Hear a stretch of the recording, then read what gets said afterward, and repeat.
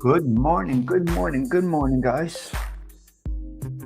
Get your coffee ready. Have a little dialogue, a little conversation, a little chit chat about this and that. All right, what do we got here? Has everybody got some coffee? Got any people hanging out today? Anybody going to come around? What are we doing over here?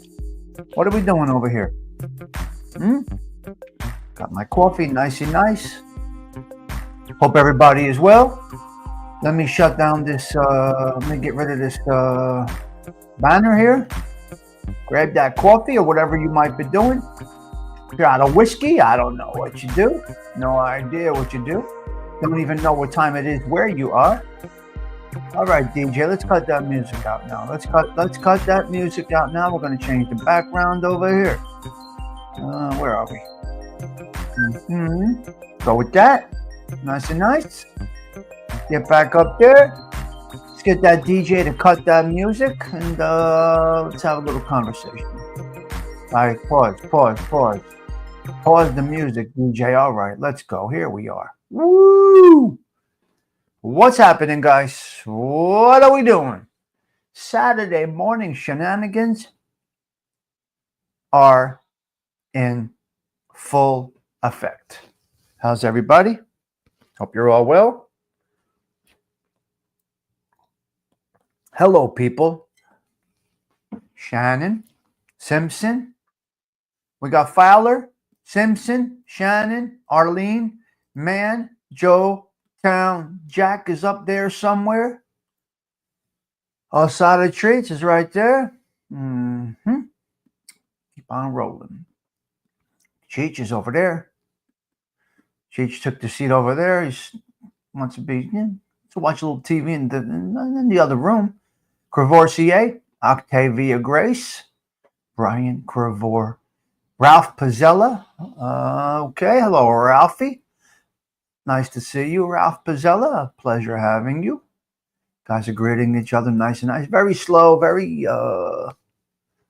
chill morning. Just a slow Saturday morning. Having my coffee. Oh my God, this coffee. Good morning, Mick. How are you? Got my Jag-Off mug that Gerard gave me. Jag-Off. Look at the smoke coming out of that mug, guys. Look at the coffee coming out of that mug. Do you see it? Jag-Off. I love this mug Gerard gave me. Oh, yeah, the coffee is so good. Surviving together. How are you doing today? I hope that you are well. Would you have a migraine yesterday? What do you get, migraines? Frankie Calabrius, what's up, cuz? Great to see you. Wait, you get migraines, you? Is that what you get? Uh-huh. Yeah. Remember, this is not a show. This is not a conversation. This is not a conversation. I must be an ignorant prick to call this a conversation. What do you call this, guys? Where's Patty Daly? What do you call this type of show? What do you call this type of existence? Remember, I'm not a content creator. I'm not a show host. Is it not a conversation if you're in the chat? Is it only a conversation if you're on panel? What's your thoughts on this? This is 16 people having coffee with each other. That's the whole object of the show. This is the whole object of the show. So when you take me literal as conversation, this shows a lack of your intelligence. Hanging out show. Hit the like button. Good morning, Delilah's. You think it's a conversation. You think it's a conversation. Interesting. 19 people now. Okay. All right. Shannon thinks it's a conversation. Interesting. Okay. So you do think it's a conversation. Would you call it interactive conversation? Even though you're not on the panels? Do you call it an interactive conversation?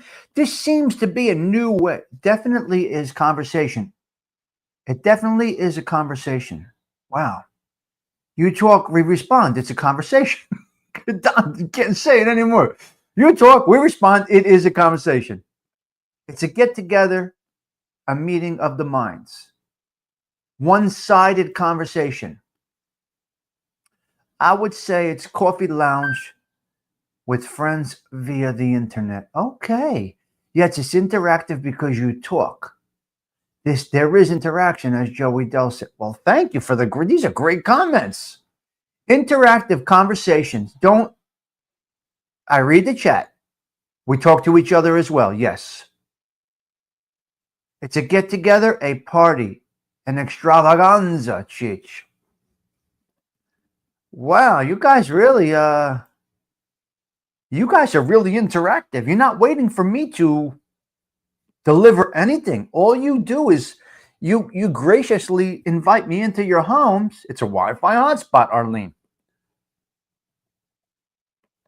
You graciously accept me into your homes and interact in a new, modern way of interaction.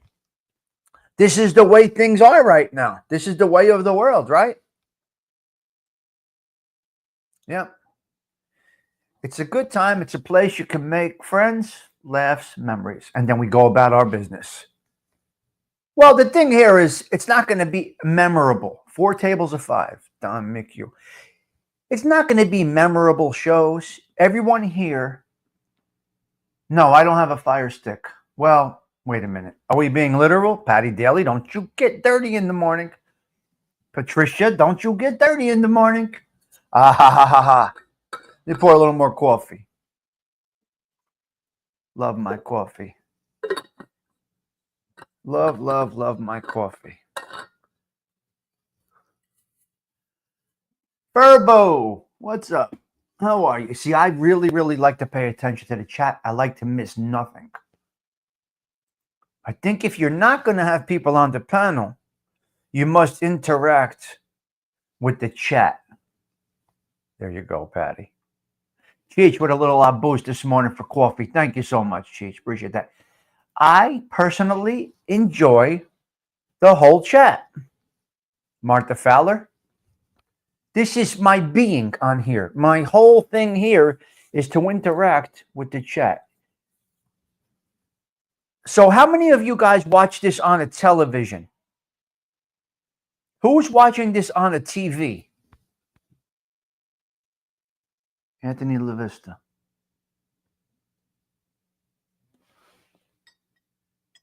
Okay. Where's Anthony LaVista? There he is. I just got a text from you or in our group chat. I don't know who sent it. Did you just send that or Sada? Who just sent that text? Hello, ALV. I don't know. The ghost in the stairs? I mean, the image in the stairs from 1,000 years ago? I saw it. Oh, you sent it. I saw it. I'm on a TV and phone. I saw an image in those stairs, ALV. I don't know. Maybe I'm crazy. I don't know.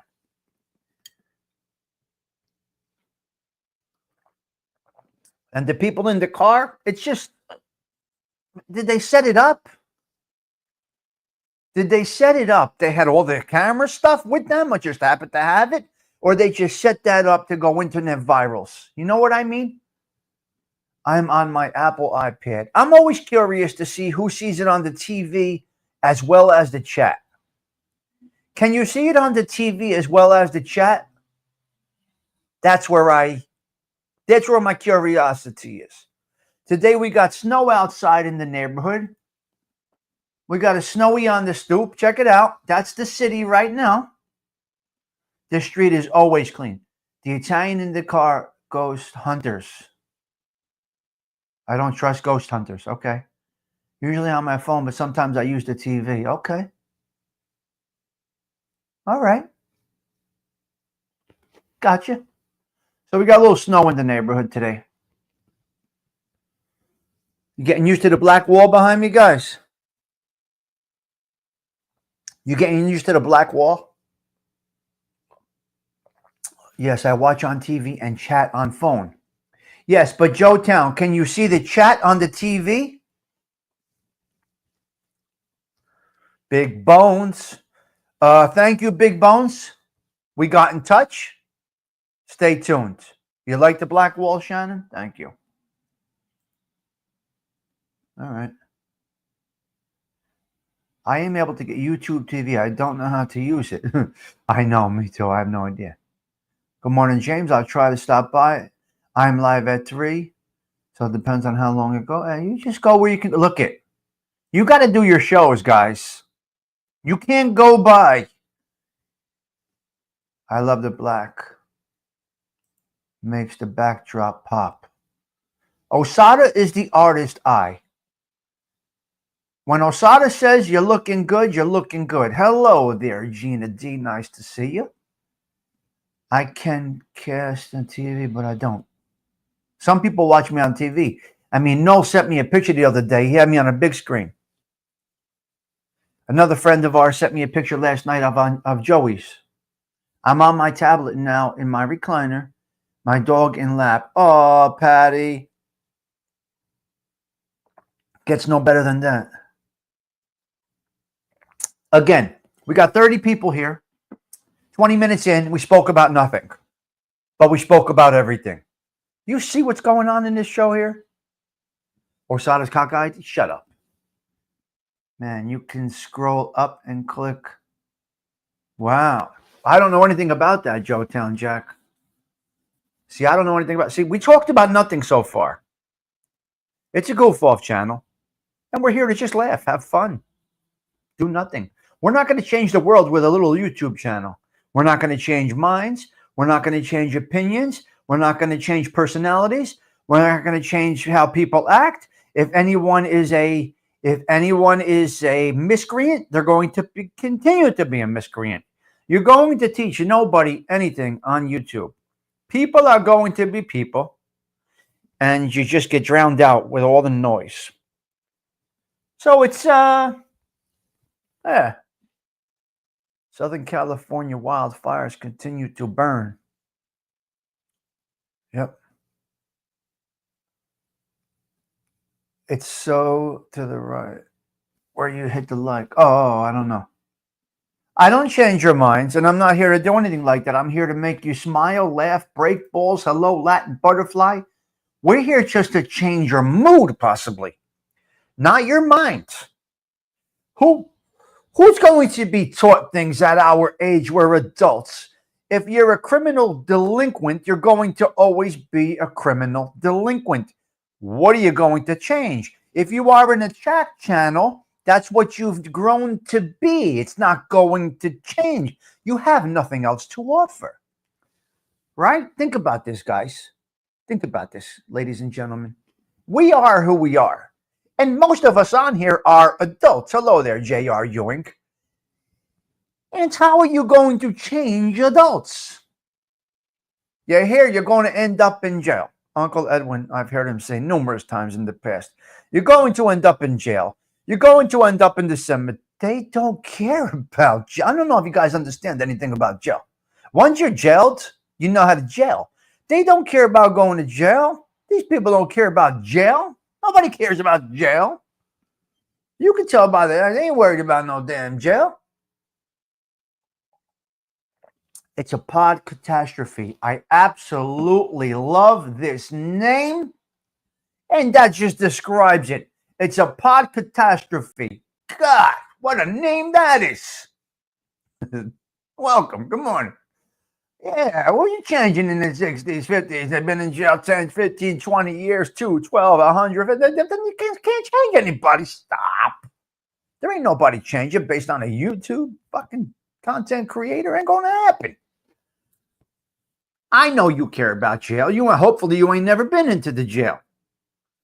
Yes. Yes. You do things your way. That's what you do, ALV. It's how it goes. You're supposed to do it that way.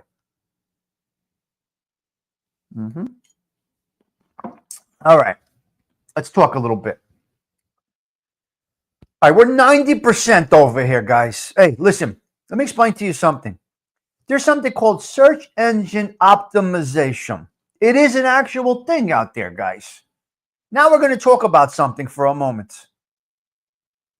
ALV, are you paying close attention to me right now? Is anybody paying close attention to me right now or not? Because I need your undivided attention for a moment. They live and they're better than they're doing the back. Yes, in the back. Yeah, yes. I need to know who I have undivided attention. AOV's listening. Pay close attention to the screen. I got to show you something for a minute here. Give me 1 second. I want to show you something because we're going to talk about search engine optimization and a couple of other things. Here we go. It's the Tommy Stigs Show in 3, 2, 1.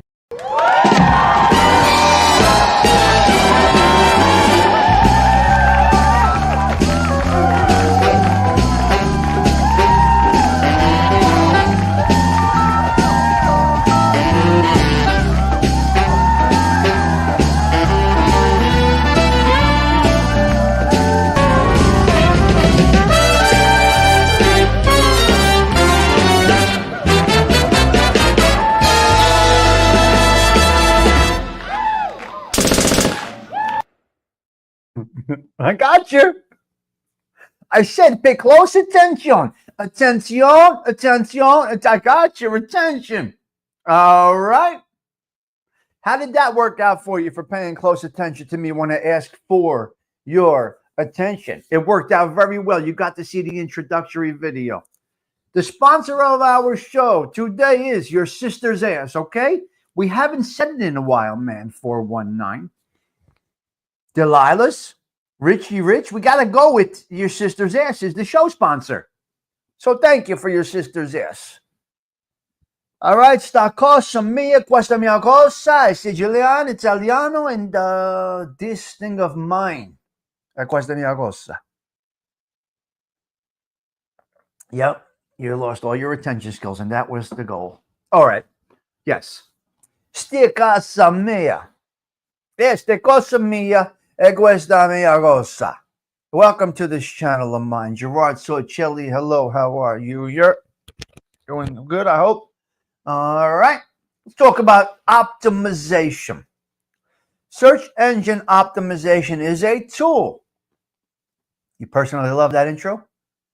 Search engine optimization. Okay, many people use these things that I don't know much about. But something popped up and said, check out your optimization. You may want to get into search engine optimization a little deeper. And here's me, Fatangul. I'm good with my slow growth. This little channel, slow and steady, every day, consistently talking about absolutely nothing. Nothing at all. Gina D. You hear me? Who asked you, Osada? So I got this thing. It said, ding, search engine optimization, verification, this and that, your sister's ass.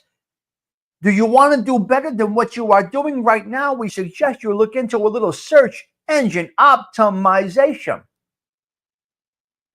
By doing that, the path to search engine optimization is doing things a little differently.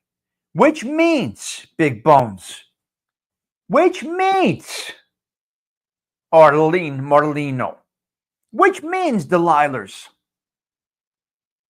Osada Treats, which means improving thumbnails, improving titles, getting to a certain situation, Octavia Grace, getting into a genre, or whatever the fuck, genre, whatever you call this shit. I'm not interested. So by being the way that we are right now, Big Bones, Rich, we are 90% optimized. Whatever the fuck that means, I couldn't tell you. I just think 90% of anything is a good number. So I have no idea what it means, Latin butterfly. Big Bones, ALV. I have no fucking clue what any of this shit means. No idea. Now, if my cursing makes you cringe, you're at the wrong place. You're at the wrong place. When the pursuit of YouTube career becomes so, yes. Hey, man, I think I just saw you. I'm not sure. Hello, Pete. How you feeling? How was the leg? The wall will be painted red for Valentine's Day. You better believe it. Valentine's Day is going to be red over here. Saint Valentine. Peter Rizzolo, we hope you're feeling well today. Oh, when you tag names, genres like that, that's part of the search engine optimization. Yes. Okay, I got you, Richie Rich. I understand, Frankie Calabrius. I understand. A cup of coffee. That's all we're having over here. Latin Butterfly, just a cup of coffee. Dark background makes me want to go back to bed. Well, good night to you, surviving together. For someone with migraines, this should be very welcoming. Delilah's wishing Pete Rizzolo a hope he's doing well. And there you are. So we are at 90% of anything is good, right? Hello. 90% of anything is pretty good, right? So we are already. Hey, okay, Frankie Calabria makes a lot of sense. You really like the background, OG? A cup of coffee, Bustelo. Boo, Machiabella. All right. So search engine optimization.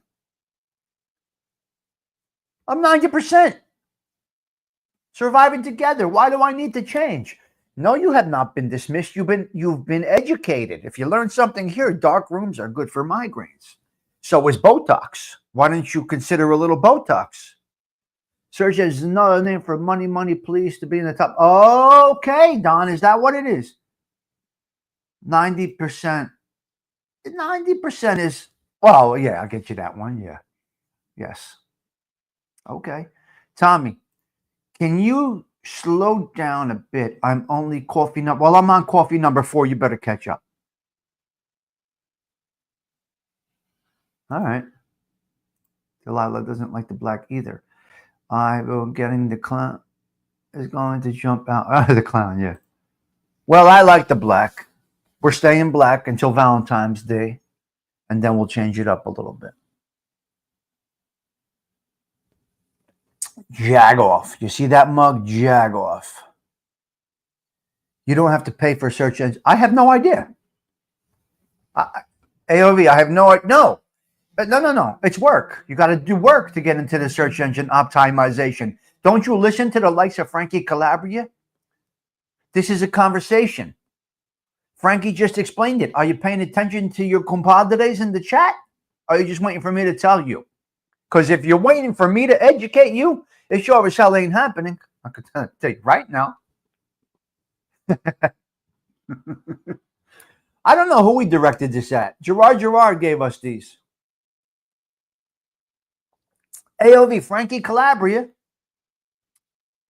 Gerard was in Skinny's show last night. We had Gerard last night in Joey Merlino's show last night. We had him there. He was there. I wanted him to come on the panel. We had Vinny Bracco come on the panel with us last night. We had Joey's show. Nice to see Vinny. They had a great conversation. I'm going to hook them up. Yeah. Snuff asked to hook Snuff. Look it. I don't recommend anybody to anybody. That's not my thing. If Joey or Snuff asks, can you get me in touch with such and such? Then I do my resource work. Otherwise, I would not recommend, let's just say, Rich. Hook up with Skinny and Snuff. Delilah. Nothing against Delilah, Rich, or anybody else. That's not my business to send people their way. It is my business if they request of me to get in touch with somebody, see if we can get them on the show, whatever, this, that, the other thing. That's where I go. I don't recommend, vouch, none of that. I'm sorry. I just don't do it. Not my thing. Not, this ain't the fucking streets over here. We're not making members over here. I'm not going to say Martha Fowler. I'm not going to say to Joey, Martha Fowler's good people. Nothing against Martha Fowler, and excuse me for using you as an example, but I just don't think it's the right thing to do. If they ask, I make things happen. Nobody knows what goes on behind the scenes, and that's just how you guys get a little peek. My closest people get a little peek. You guys get a little peek of what goes on with the show, with Skinny's show, and what we do over there. So I just do it that way, Big Bones. That's just the way I choose to do it. That's nothing against anybody here. Just don't do that. I just don't do that. The guy's been wiretapped. It's fucking crazy, man. What goes on?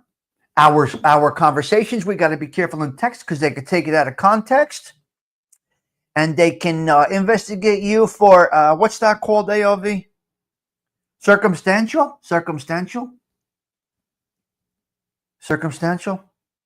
So we're very, very careful. Very, very minimal conversations, to the point, and we do what we have to do to get to the show goes. They got a great thing going over there. They're not in the mob genre, contrary to what these fucking idiots in that genre think. They're not in your genre. They're doing podcasts. They break balls a little bit about the mob. When was the Skinny show? I didn't get a notice. Right before your show. 6 o'clock, ALV. We were live. 6 o'clock, we were live for an hour. I wish you would have came in there. I would have got you on the panel. Your show would have gotten promoted, but you weren't around. We would have had you on panel for a quick minute. And you could have came on there for a quick minute, get some nice exposure. Last night was the night for people to go on panel. What are you going to do? You don't have your notifications on. So I had Vinny came up. I got Vinny on the show last night. I sent Vinny the link. We got Vinny up on the show. I know, ALB. I'm just saying. You asked, that's all. Stigs, you adjusted your mic yesterday on Skinny. Stigs, you adjusted your mic yesterday on Skinny's show yesterday. Joey seen it shivered to a double take. I don't know. Snow is over? Let's see. We got snow right here. Bang. Anyway, you do what you got to do. If you need a text from jail, is that a context? If you send a text from jail, is that a context? You can't get a text from jail. You could get an email from jail. I email people in prison. They were on YouTube. Yes, they were. 6 o'clock live. We were on, and James Simpson came up. We had James Simpson on Joey's show last night, and we had Vinny Bracco. Very nice to see James. What a gentleman, James. Is James still here or no? I don't think James is still here. But James came on Skinny's show last night, and so did Vinny Bracco. That's what happened last night. Again, Mr. Tommy, did you see what I sent you on the Facebook? I glanced at it. I'll look a little more into it. I don't like what I saw, but I did see it. Yes, not good. Not good, Sean. Not good, Latin Butterfly. Not okay. Uh-oh. Oh. Membership expired. Hold on a minute. I got to check something here. Wow. Uh-huh.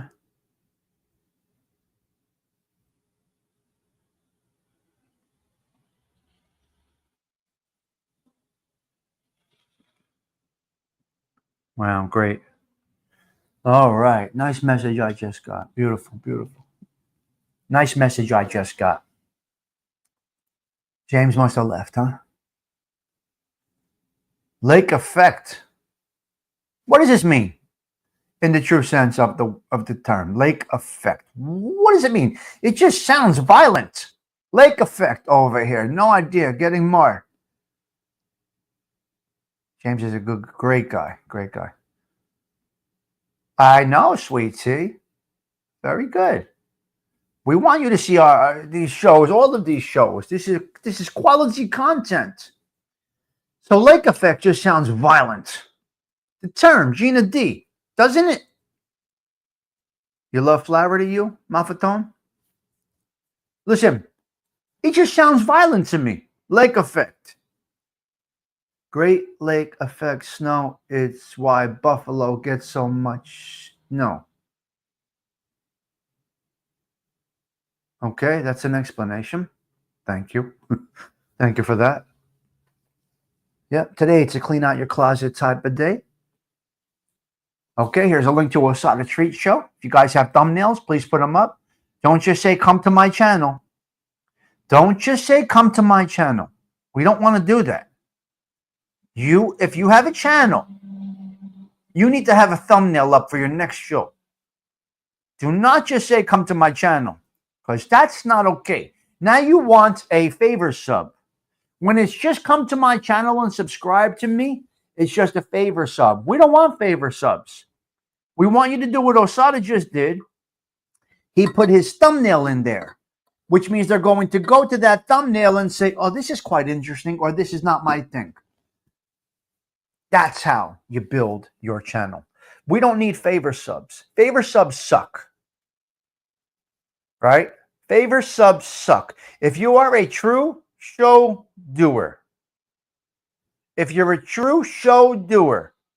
content creator, whatever it is, you should always have your next thumbnail up as early as possible. Don't just say sub to Gina D. She's good people. No, man.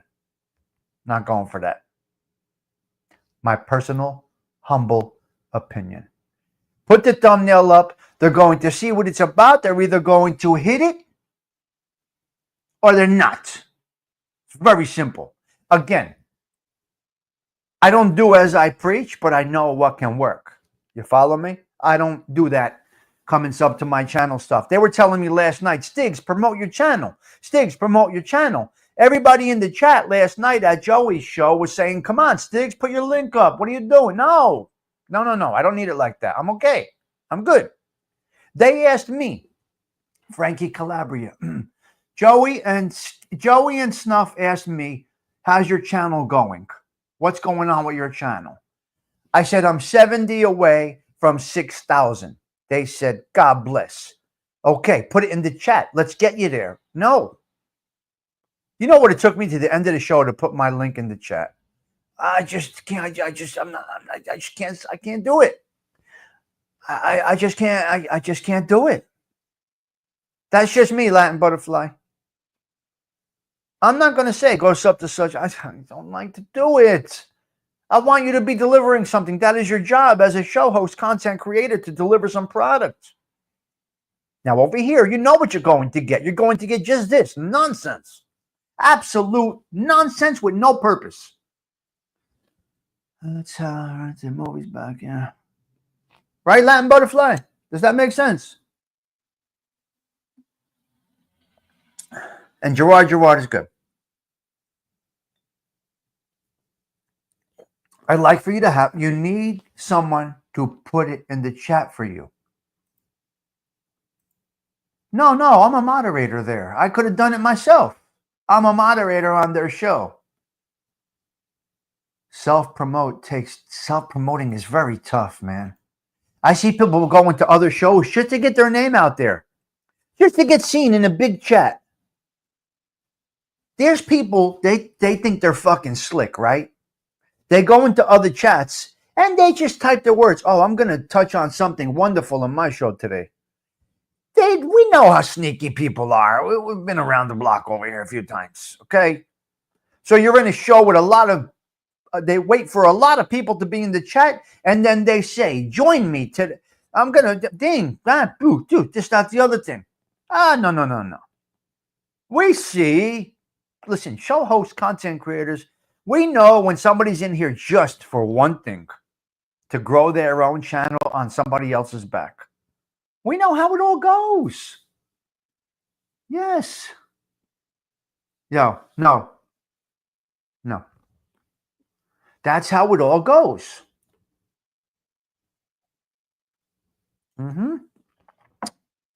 Yep.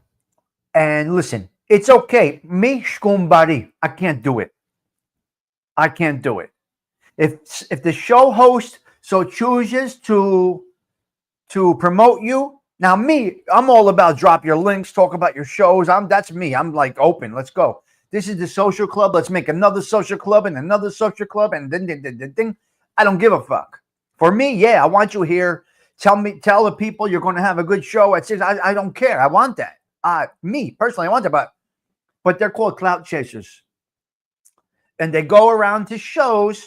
They want their name to be seen in there. They want their name, right? Gerard Sorcelli, not a content creator, but Gerard Sorcelli comes into a chat with 60 people and says, we got a great topic today on my show, caring nothing about what's being said and only about the number of the people that are in that chat that might get them exposure. Yep. Right. Now, if they're not interacting with your show topics and coordinating and responding and talking in the chat and talking to the show host, they are there for one purpose. They're selfish bastards and they're going to fail. What show can I go to today to get exposure to my channel? It's going to fail. Right there, you're going to fail. Yep. Can someone please put my channel up? Thank you. You can do it, bro. This show, I want everybody doing it.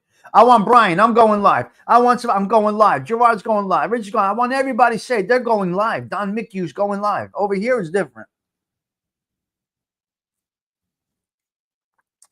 Now, Brian, is that a thumbnail or is just that a link to your channel? Is that just a link to your channel, Brian, or is that your thumbnail for your live that you have coming up? You should have planned the live. Then the thumbnail is there for them to join your show. Yeah, follow me? Gabish? We're learning together. Link to his channel. That's my point. Right there, Mr. Kravor, CA. Go right. You got a lot of time because I ain't going anywhere anytime soon today. So listen to me, Brian. Go plan a quick live. Come back into the channel, and then we drop that thumbnail in here. Doesn't have to be anything special. Trash Talk with Brian Cavorsier. Let's watch the snow fall on the water with Brian Cavorsier. Anything. But it has to be a link to a specific show. That's how it works. Guys, listen. I know you like to go live after me. Put a time of, I'm using a fake number. Put a time of 9 o'clock. They're going to go there. They're going to get the notification thing. They're going to do the notification thing. And then they're going to say, you're going to put 9 o'clock. I'm using a fake time, 9 o'clock. And then you can go live at 8:30, 7:45. Doesn't matter. But they already hit the notifications bell. So whenever that show does go live, they're going to get notified. Not when your channel, not just your channel. You do so know how to, you. And where's Adam Cavorsier right now? Let's get this boy up here. Where's Adam Cavorsier? Don't tell me you don't know how to, young man. I'll walk you right through it. You want me to walk you right through it while you're on right now? I can train him right now within 3 minutes. I could listen. If you can listen, I'll walk you right through it. Right through it, cuz I got you. Go to your YouTube page. On the bottom, you're going to see a plus sign. Hit the plus sign. You're going to get a menu. Premiere, live, go live. Hit go live. Hit go live. Once you hit go live, it's going to ask you whatever it asks you. And then you hit something like create. And then you are already there. You don't have to add anything fancy. It's going to use a default thumbnail. No picture. It's your show. It might be your face. It might be your Jets hat. Could be anything. And then it will sit there. And you're done. It's 3 seconds. Come on.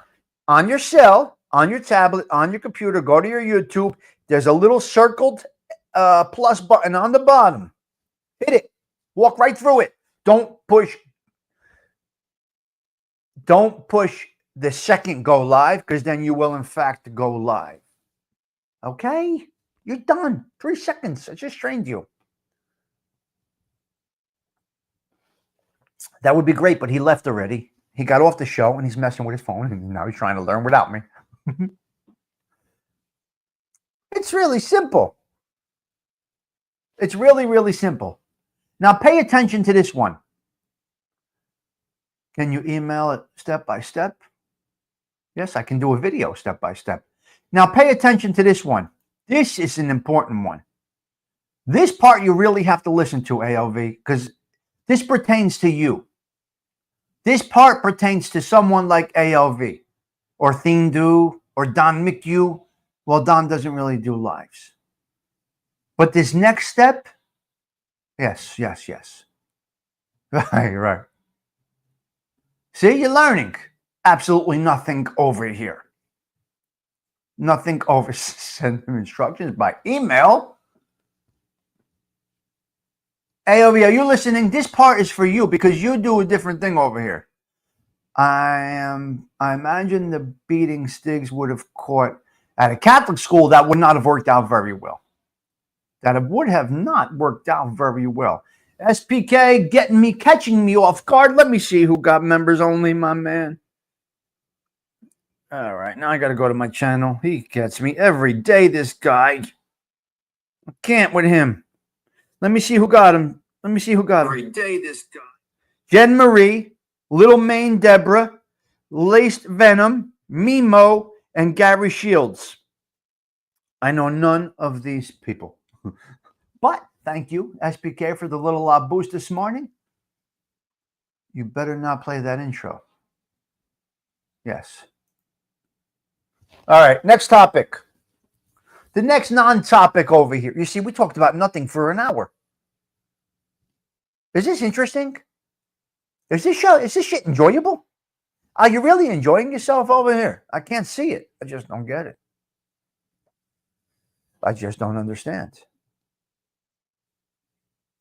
I just don't understand what the desire is of this show. What is this show about? This is an actual literal goof-off channel. I'm dead serious when I say that. Talk about nothing here. So I got in touch with Dean yesterday. So Dean's going to be coming on.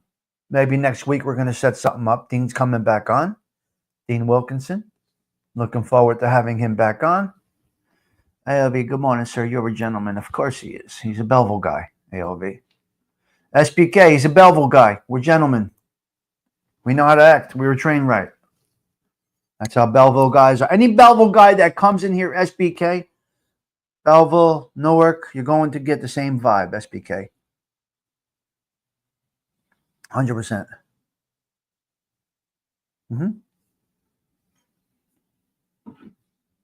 It's routine. Yeah, that's good stuff. Yes. All right, good. Yeah. SPK, you're going to get that same vibe. Okay, you see? Now, can somebody go and see if Brian Courvoisier made a thumbnail? You like the cup? Jagoff? It's a Belleville thing, a Newark thing, right? Newark, Belleville thing, Jagoff.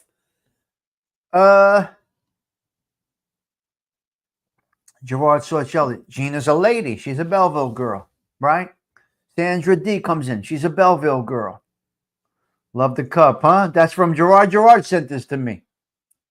Okay, can you guys please look for Brian Courvoisier's thumbnail, if you don't mind? Jagoffs. Then Jagoffs. Looks like I'm 13 subs to 350 all. Thanks for all your support. Put your thumbnail for today's show up, you Surviving Together. Put your thumbnail up for today's show. Let's get you to 350. What's going on over here? You got to hit that algorithm. You got to hit that algorithm, you Surviving Together. You'll crack it. You'll get there. ALV did it earlier. Beautiful. Well, that was before you mentioned that you need 13. Can I get 13 over there for Surviving Together? Can you put it up again? Can we get a subscribe? Can we do this a little bit? Get her to 350? Let's go. Come on. First of all, hit notify me on that link and hit subscribe. I want to get her to 350 before we end. She had a migraine yesterday. The least we can do is get her to 350. We're rallying right now. I'm on a rally too, but I'm just letting it all be. Let's see where we're at. Yep, we're 70 away from 6K. But I'm not, I'm a little different. I'm rallying by doing content or the lack thereof. and see when I get another 70 subs. We'll see. So let me know how you're doing there, Survivor Together. I need you to, O'Brien, you made it private. You got to go back. You made it private. Go back to YouTube Studio, click Settings, and go from private to public, Brian. Yeah. 6K, almost. You remember the morning we got 1,000? I was doing tile work, remember? I was doing tile work in Belleville. I was looking at the Manhattan skyline, SPK. All of a sudden, bang, I hit 1,000. And it was Lee Cole. He promoted me on his channel. He got me that 10 subs that I needed to get to 1,000. It was Lee Cole that got me over that hump for 10 more subs. Thank you, Mr. Lee Cole. I remember that day clearly. Yeah, Joey Dell. I was doing tile work in Belleville. My view was the Manhattan skyline. And very cool. I was looking at the Manhattan skyline when I got the 1,000. I mean, Belleville guy with goals. A lot of people from this area, their goals are to work inside the skyline. So every day we see the skyline from over here.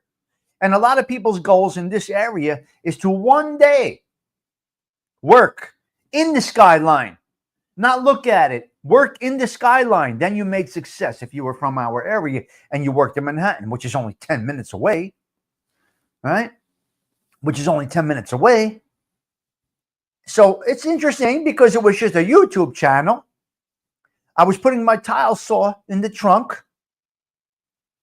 I turn around, look at the skyline. I turn down, look at the phone. Bang, you hit 1,000. Lee Cole calls me 10 minutes later. Tell me, I saw you were 10 or 20 away. I put you in my community tab, and bang. Did it work? Brian, did you fix it? Make it public? Okay, good. Good boy. Good boy. That's all I'm here to do. Did we bring our own cakes for the 6K party? Yes. Well, you can get ALV to break with his communion money and buy us all a cake, but I don't know if he's going to do it. Yeah. Lee is a mentor. Well, listen, Lee knows how to work the YouTube. That's all I'm going to say that. A mentor, I don't know about a mentor, but he knows the ins and outs of this YouTube. He built 2 successful YouTube channels. He built 2 successful YouTube channels. Sold one for a fucking bucket of money. I mean, that's the word on the YouTube streets. Sold his other channel to James Proctor for a bucket of money. Bucket of money. And started his wrestling channel. Knew how to work it. And did it. Again, I will tell you.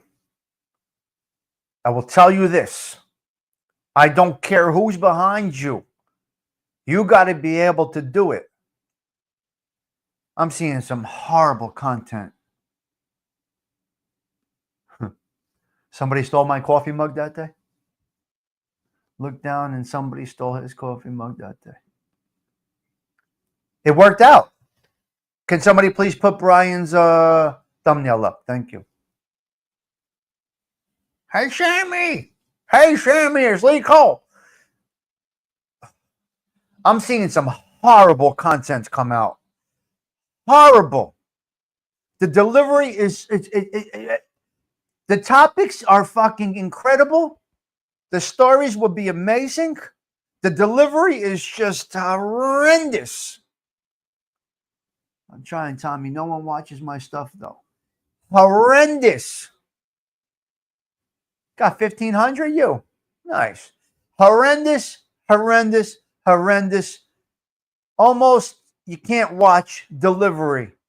I can't believe what I'm seeing. Fucking stories are great. I don't want to embarrass anybody, but the delivery is absolutely, it makes your stomach turn. Now, here's the thing, because YouTube, nobody tells you that you're that bad. You're your own boss, but you really are that bad. Your delivery's horrendous. Your stories are fucking A+. Yeah, give it a shot, Rich, of course. They're destroying historically great stories. SPK, I cannot agree with you more. It is sad to see it. Listen, let me put something like, do I have your attention, guys? I want to talk to you about content creation and delivery. Do I have your attention for one moment? If you don't learn anything else, learn this. Can I explain to you something, Joetown Jack? Give me a thumbs up if I have your attention. Because I may start to get nasty and throw out names. The coffee's kicking in. I may get that fucking aggravated about the content that's coming over here that I am seeing. It's fucking aggravating to me. Don't let me get don't. Now I'm gonna refrain.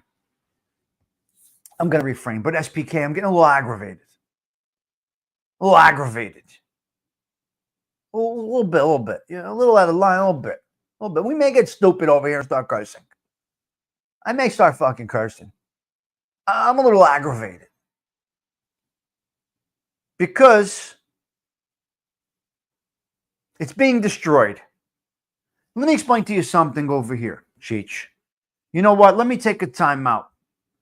As Uncle Dean says, you know what? Let me take a time out before I start cursing. It's the Tommy Stigs Show in 3, 2, 1.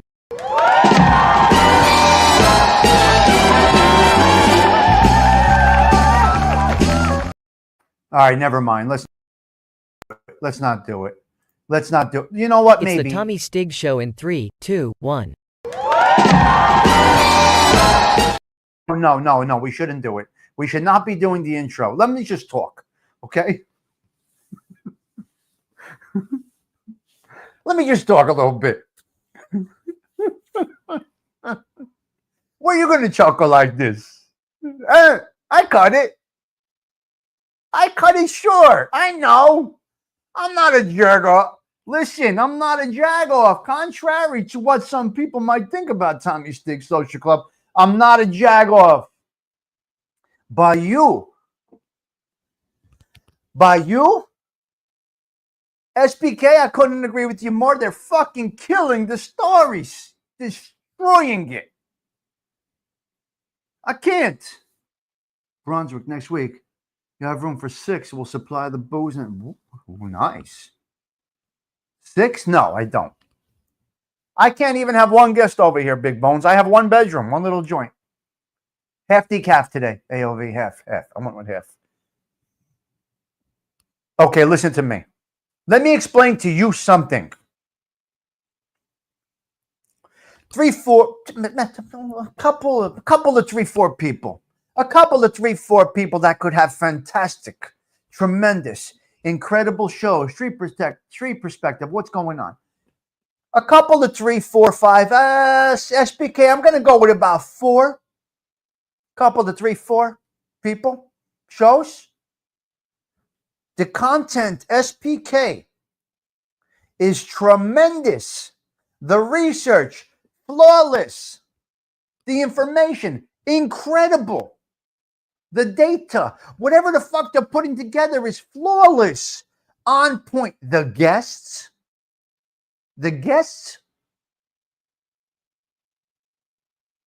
But let me explain to you something.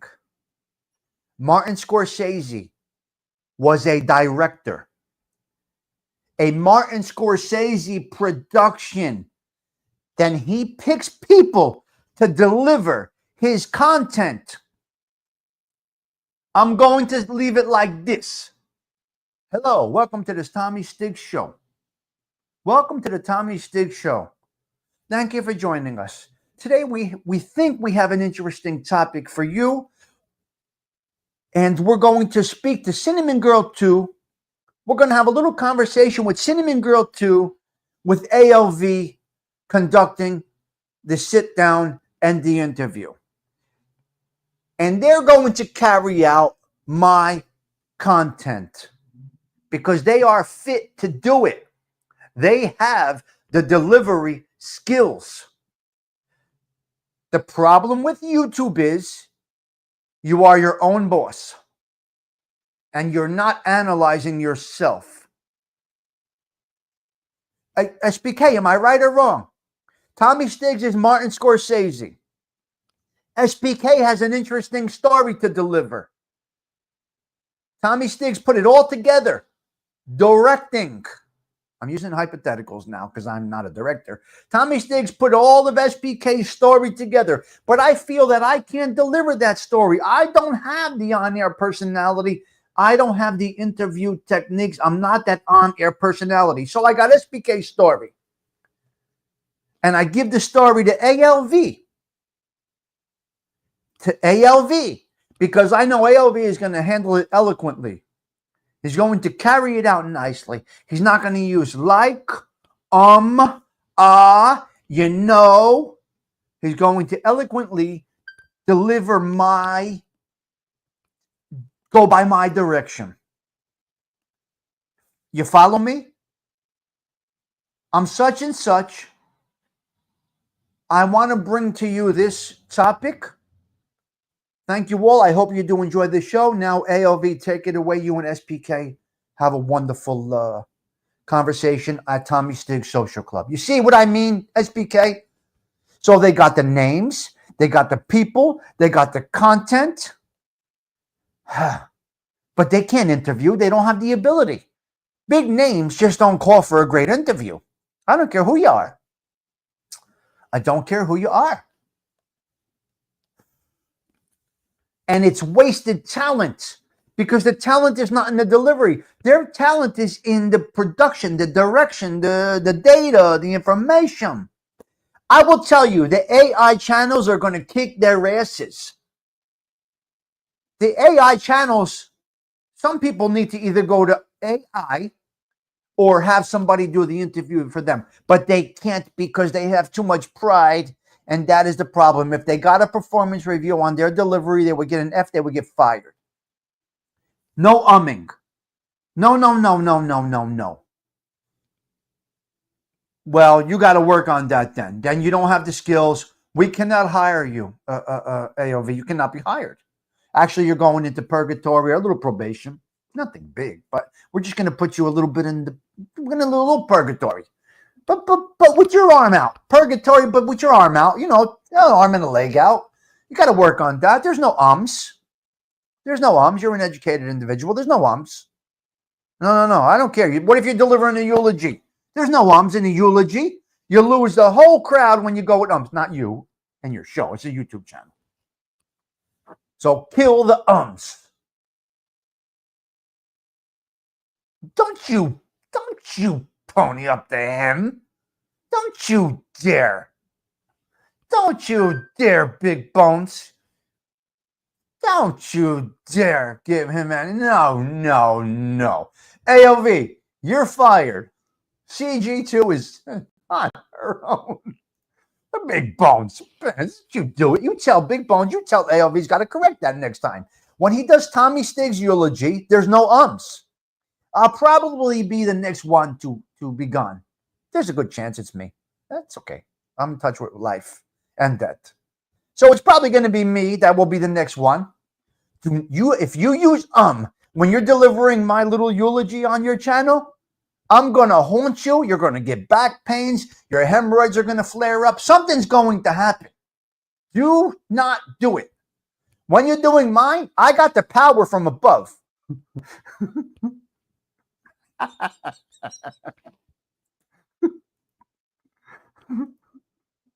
If you do that when it's my turn, I'm going to haunt. Your internet's going to break. I'm going to crush you from above, you son of a bitch.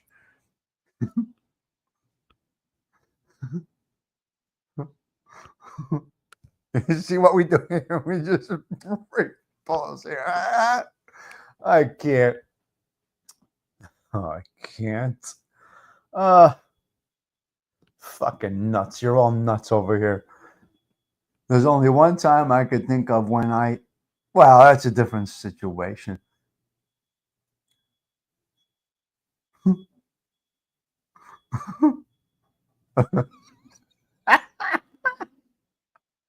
Oh my God. He's putting the arms in on purpose, you son of a bitch. Oh, so delivery disaster. And all kidding aside, delivery disaster. It's fucking right in our faces. We want to watch, but you just can't. Now, Sammy the Bull put out something the other day. I want to see it. There's not me saying I don't watch. I'm not that ignorant. I don't watch. I can't watch one of his lives for. I just can't watch his lives. I can pick in and out. Go with the same thing with the Chicklet. I go in and out. I watch a little bit. Jeff Nadeau. I go in and out a little bit. Their delivery not the best, but the content is there. The Chicklet's unhinged. The guilt is in there, and you can see it for the Chicklet. James, were you here before, or you just came back? Were you here before? James, when I said you were on the panel last night? Mm-hmm.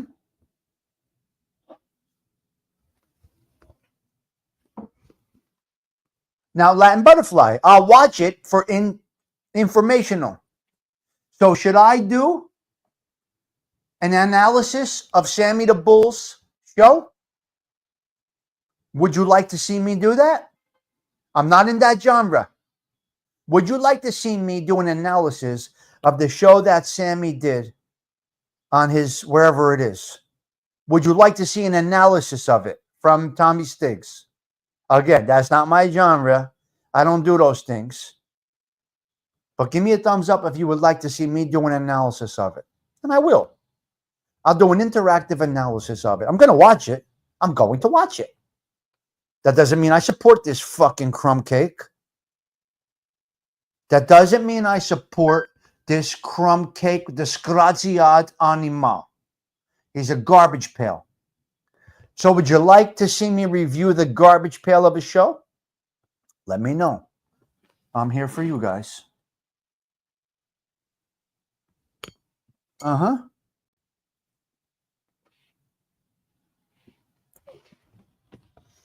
Yep. Joe D. Where's Joe D? Where are you seeing Joe D? Joe D's not in here. What? You want to see it, Rich? Detroit Sidgy says no. So Detroit Sidgy won't be there for that one. Yeah. Not really. He's a jerk off. Yes, he is. Joe D's in the chat right now? No, he's not. Is he? He might be watching. Yes. Sidgy, how you doing this morning, cuz? You all right? Oh, Joey Dell. No. I thought you meant your cousin. I'm sorry. No. I thought you meant your cousin. Unbiased analysis. Okay, Joe Town Jack. I can do that.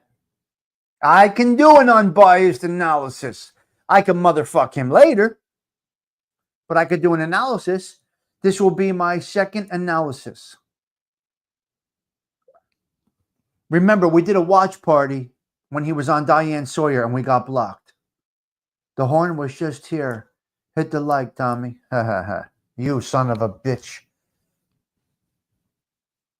I would watch your analysis.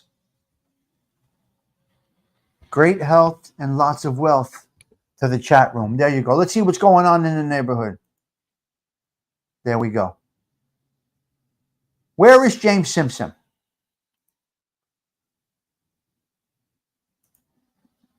Where is James Simpson? Yeah, no, you don't know who that is. And that's a great thing that you don't know. And that's my point about this show. How many people would even care about our show anyway? It's going to flop. You really think it's going to flop? Wait. Let me analyze this. Let's do it. SPK, can I twist your mind up a little bit? No. Can I twist your mind up a little bit? Can I have your attention for a minute, SPK, if you don't mind? James, don't go anywhere if you have a moment. Okay. I got to talk to SPK. Now, give me a minute here. I want to talk to SPK about something. It's Hold on. the Tommy Stigs Show in 3, 2, 1. Fine, never mind. We don't need to do that. Okay, SPK. Here's the thing I got. Would you enjoy doing it? I'm going to go very slow here. Would you enjoy doing it? SPK, thumbs up, yes or no?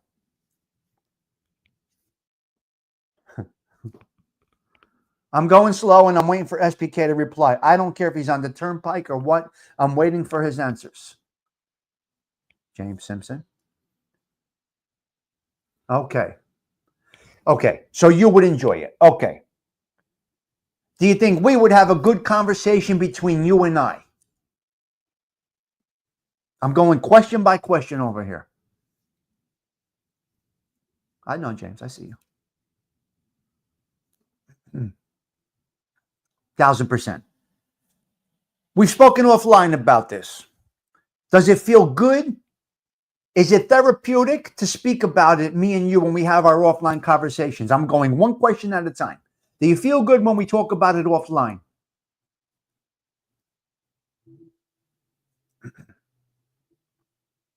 Then we're done. We need say no more. There's no such thing as a flop. If you and I enjoy doing this and we're locking in history together, and my daughter, my son, your family, somebody sees it down the line, that's our success. As far as people coming into the chat, people liking it, people watching it, that's all secondary. If we do it naturally, have a conversation like we've had many on the phone, but on a computer talking about it, it feels good for both of us. That's number one, because the vibe and the flow is what gets the views down the line. So I'm not going with flop. I'm not hearing it because I love you. You know that. We got that connection over there. We got a lot. There's a lot there. We're around all the same situations. We've lost some. Some has betrayed us. We've been, we're there. We're both there in that outfit. We're not in the outfit, but we're both in the outfit. We both experienced the garbage, the disaster of this. So I think we would have a great conversation, and that is the number one thing. Everything else comes secondary. The view. I'm not going in there looking to have a blockbuster show. I'm not going to have SPK on there and say, will this work? What's going to grab the crowd? I'm not going to do it. I'm going to say, SPK and I are having a conversation. We hope that you enjoy our conversation. This is two guys, once upon a time, fringe guys, so to speak, that been through a lot of shit in regards to a certain type of lifestyle. And then bang, we got it. Okay? Does that help you, SPK? Does that help you, SPK? If that does, wonderful. Wonderful, wonderful, wonderful. And that is the purpose of this channel here. Ay, ay, ay. Right, Tora? You hear what I'm saying? Sigi? Does it make sense? All we want to do is make a little sense. Ghost of the White House was good. Yes.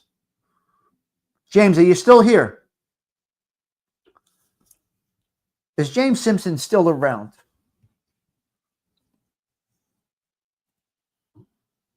And would you like to come up for a minute, James Simpson?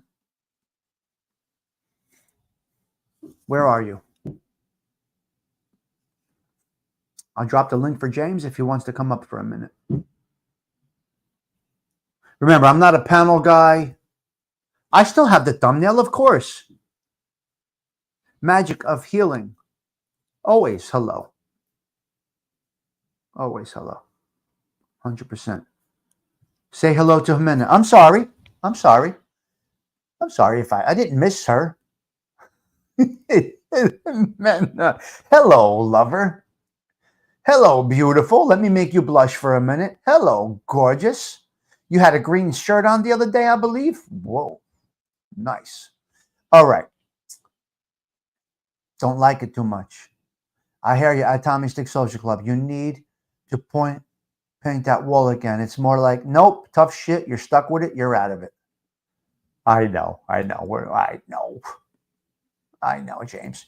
You want to come up for a minute, James Simpson? I'll drop you the link. I know he's here, but you know how I go. Hello, lover. James, you want to come up for a quick minute? Yes or no? Yeah, sure. Okay, give me a minute. Let me get the stupid thing off. Hold on a minute. I want to get James up for a quick minute. I got to stop the extra camera. James Simpson, let me get you up here for a quick moment. We do hit and runs here, guys. Hit and runs. StreamYard. All right. James, I would love to see you up for a quick minute.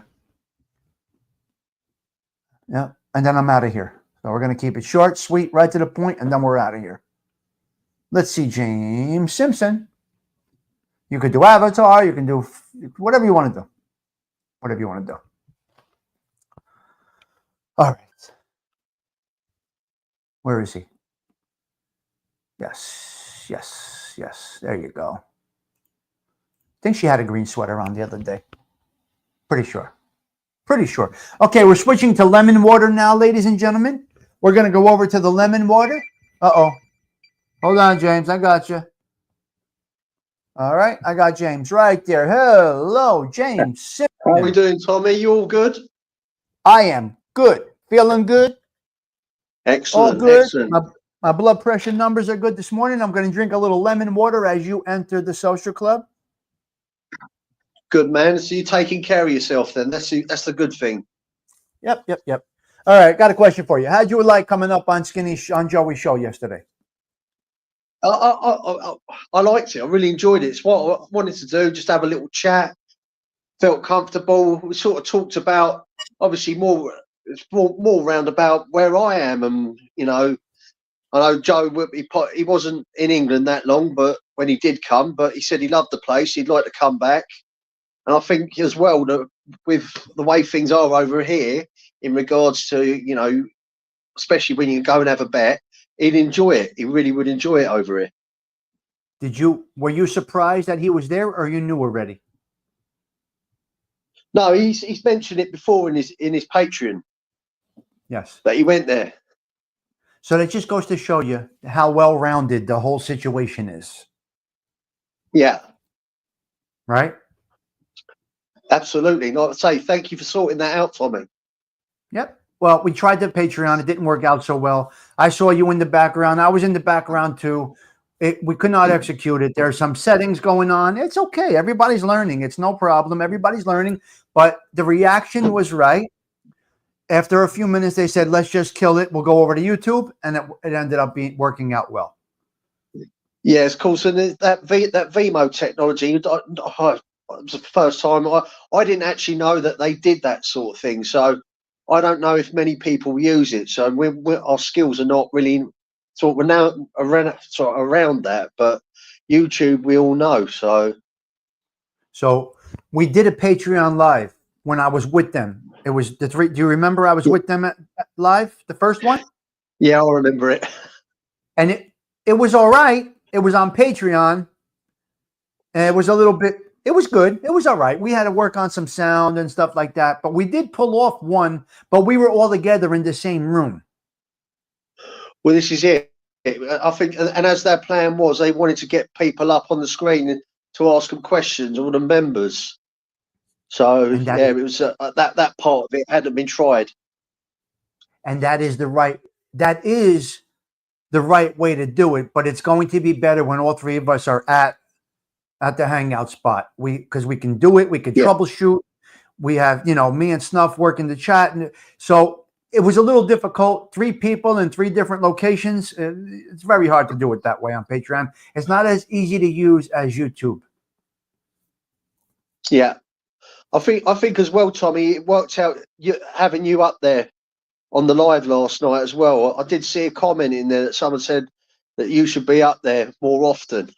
So whether that happens or not, but it's kind of just so you were kind of there and you were managing the chat and making sure the comments got put up on the screen, etc. Right. So it does take a team. Nobody realizes it does take a team. There's a lot of behind the scenes guys that are working. There's a guy named Chris in the background. There's another guy in the background. There's people that are involved in this that you don't see. You typically only see those 2 guys on the panel or on the channel, right?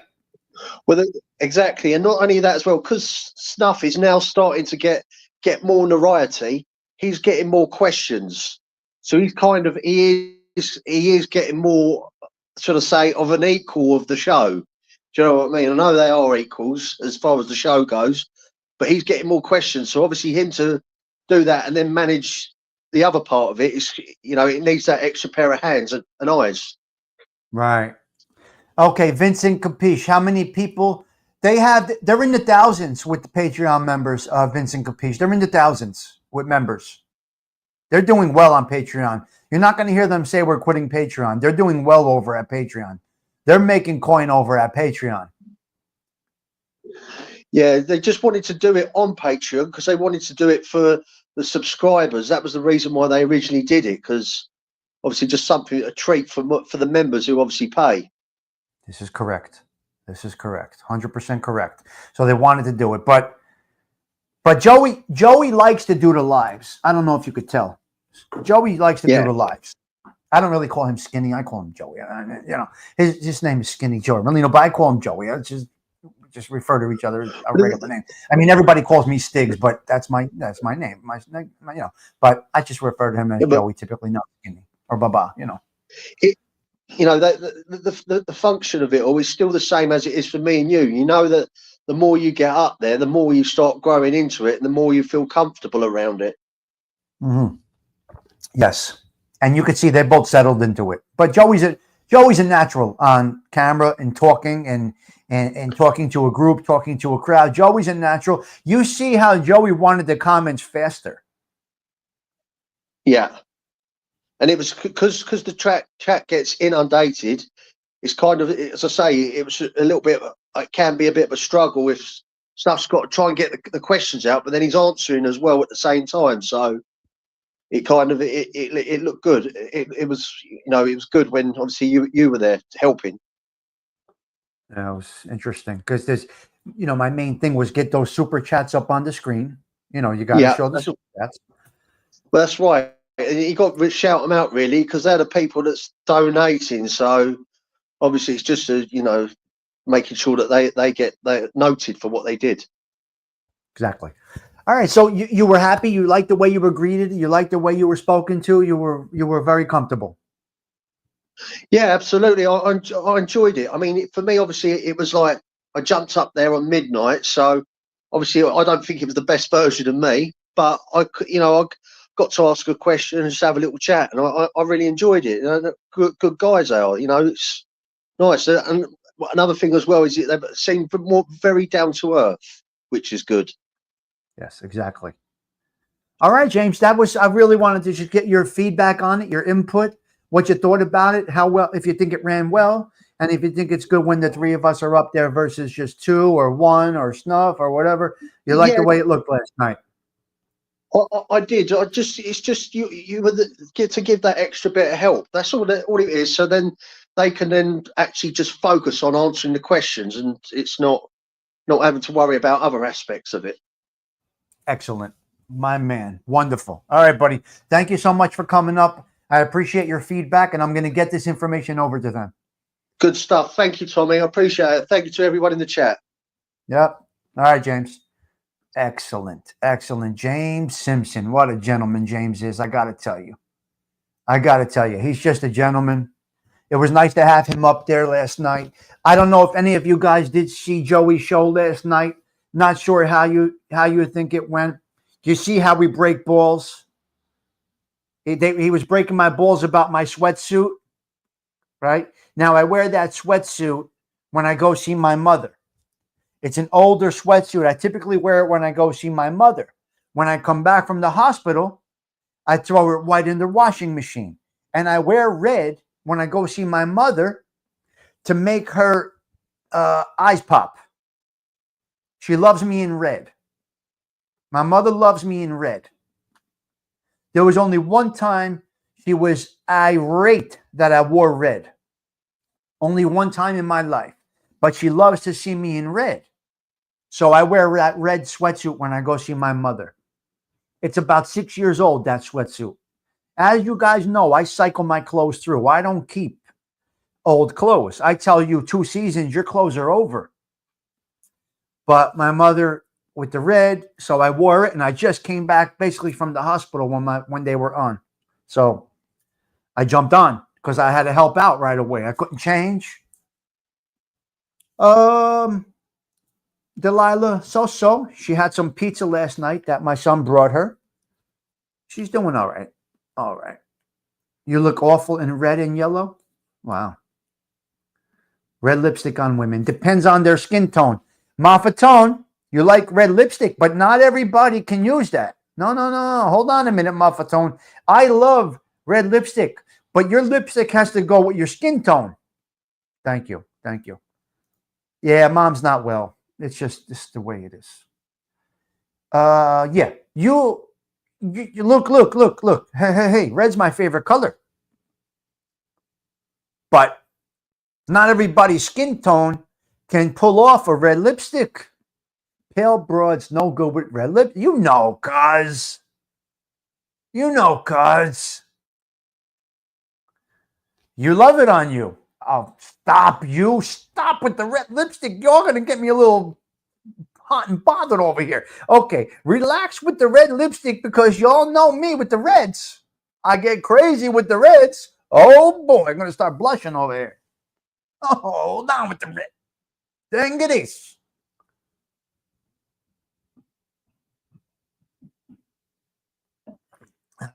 God. Red's my favorite color. But I wear red to see my mother. I'll wear yellow. I'll wear a pop-out color to see my mother. And that's the reason I had on the red sweatsuit last night. But Joey, but the way we break each other's balls. The way we break each other's balls is the way Joey's like, what the fuck you wearing? Bright red. What are you doing with that sweatsuit on? And that's us. That's how you break balls. Right? Because he said, Stigs, where'd you get that? When you came out of the joint? Right away, Joey says, where'd you get that? When you came out of the joint? I said, yeah, I put it, and I go back and forth. Yeah, I had it in the brown bag. Not everybody knows what the brown bag is, but Joey knows. Anybody that's been to prison knows what the brown bag is. I said, yeah, I put it in the brown bag when I went in. It was in the brown bag when I went out, and I still have it. So that's how the show goes. And then I'm on my phone, and he's saying, what are you doing over there? Booking numbers? This is how we talk. So that's how that show went. Now, if I was some other fucking tool, I would be making shorts of that. No, my God. No. Glasses. So, yeah, we're going to go with the red lipstick as being top notch. Number one in my book. I need my chapstick. Un bezzo. Dammi un bezzo. Yes. Yeah. Yes. Dammi un bacio. In Italiano, dammi un bezzo in Espanol. I have to jump off. It sounds like I missed. James was good. Yeah. James was on the panel, Gina. Yes. Excellent. Yes. Teresa Murphy is in Texas, I believe. Teresa Murphy's in Arizona. Yeah, when we need her, right. But she's in Arizona. Oh, boy. Oh, my Lord. I will wear red today for a party. Looks like it's going to be successful. Well, take a picture and post it on your community tab. The lady in red. Have no shame. Have no fear. You put on the red lipstick, pucker up, send a kiss, have your red outfit on, take a picture, put it in your community tab. That's it. Yep, be who you are. We could have used her expertise. Now, I love red lipstick, but skin tone and clothing also have to go together. People don't realize there's a lot of these things. Look, not everybody could wear a pink shirt. I could never date a lawyer. No. How can you date a lawyer? The Hindu just posted something and he's not here. Can you imagine? You son of a gun, you. The Hindu. Where are you? You post something and you're not here? What's the matter with you? Get over here, you. Get in the chat, you. I want to talk to you about something. The Hindu, put a comment. I want to talk to you about something. I got a bone to pick with you. We got an issue that we need to rectify right now. right now. Where is he? I have an issue I need to rectify with Dindu right now. No, he's not asleep. He just posted something. He's not asleep. Don't give me that bullshit. Ay, ay, ay. Lingerie? Well, you saw where I was yesterday. I wouldn't look good with red lipstick, no. I would not look good with red lipstick. Crazy bastards. Mafatone. Who was that lady from the 50s that wore? I don't know. Yes. All right, let me get ready to get out of here, guys. I think we're going to rock and roll. Saturdays for the boys. I'm going to put my cap on. Go out.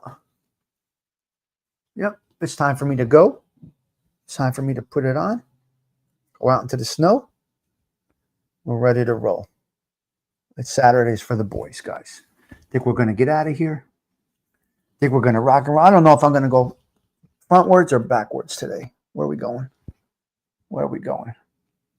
How do you like this, guys? This way? Backwards or frontwards? Talk to me. We do this once in a while. We do this once in a while. Backwards or frontwards? What do you got? How do I say? Backwards or frontwards? Which way do you like it? Ladies and gentlemen, I'm doing a survey. What do you call that? What was this called? I'm doing a what? What do you call this? Poll? I'm doing a poll. I'm doing a poll. Back or front? Well, these are the hats I wear. What do you want me to tell you? These are the hats I wear. I see you, son of a bitch. Son of a bitch. Huh? This is how I wear it. What am I going to do? I look French? French. What does French look like? What are you talking about? What does French look like, you son of a bitch? What is French? Front. Jimena, definitely front? Really? I see him. I got something. Yeah, I got something for him. I want to show him something real quick. Where is he? Where's Dindu? Here, this is for It's you. the Tommy Stigs Show in 3, 2, 1. Never mind, we'll take that off. I just wanted to show you that, my new intro. Keep it in front? All right. I know. All right, Dindu. Okay, that's where we're at. I think we're going to end the show. I look like Samuel L. Jackson. No, he looks like me. What was that movie he was in? Samuel L. Jackson with the hat on. What was it, Brian Courvoisier? Backwards isn't a good look unless you wear Crocs. Oh, no, never Crocs. Yes.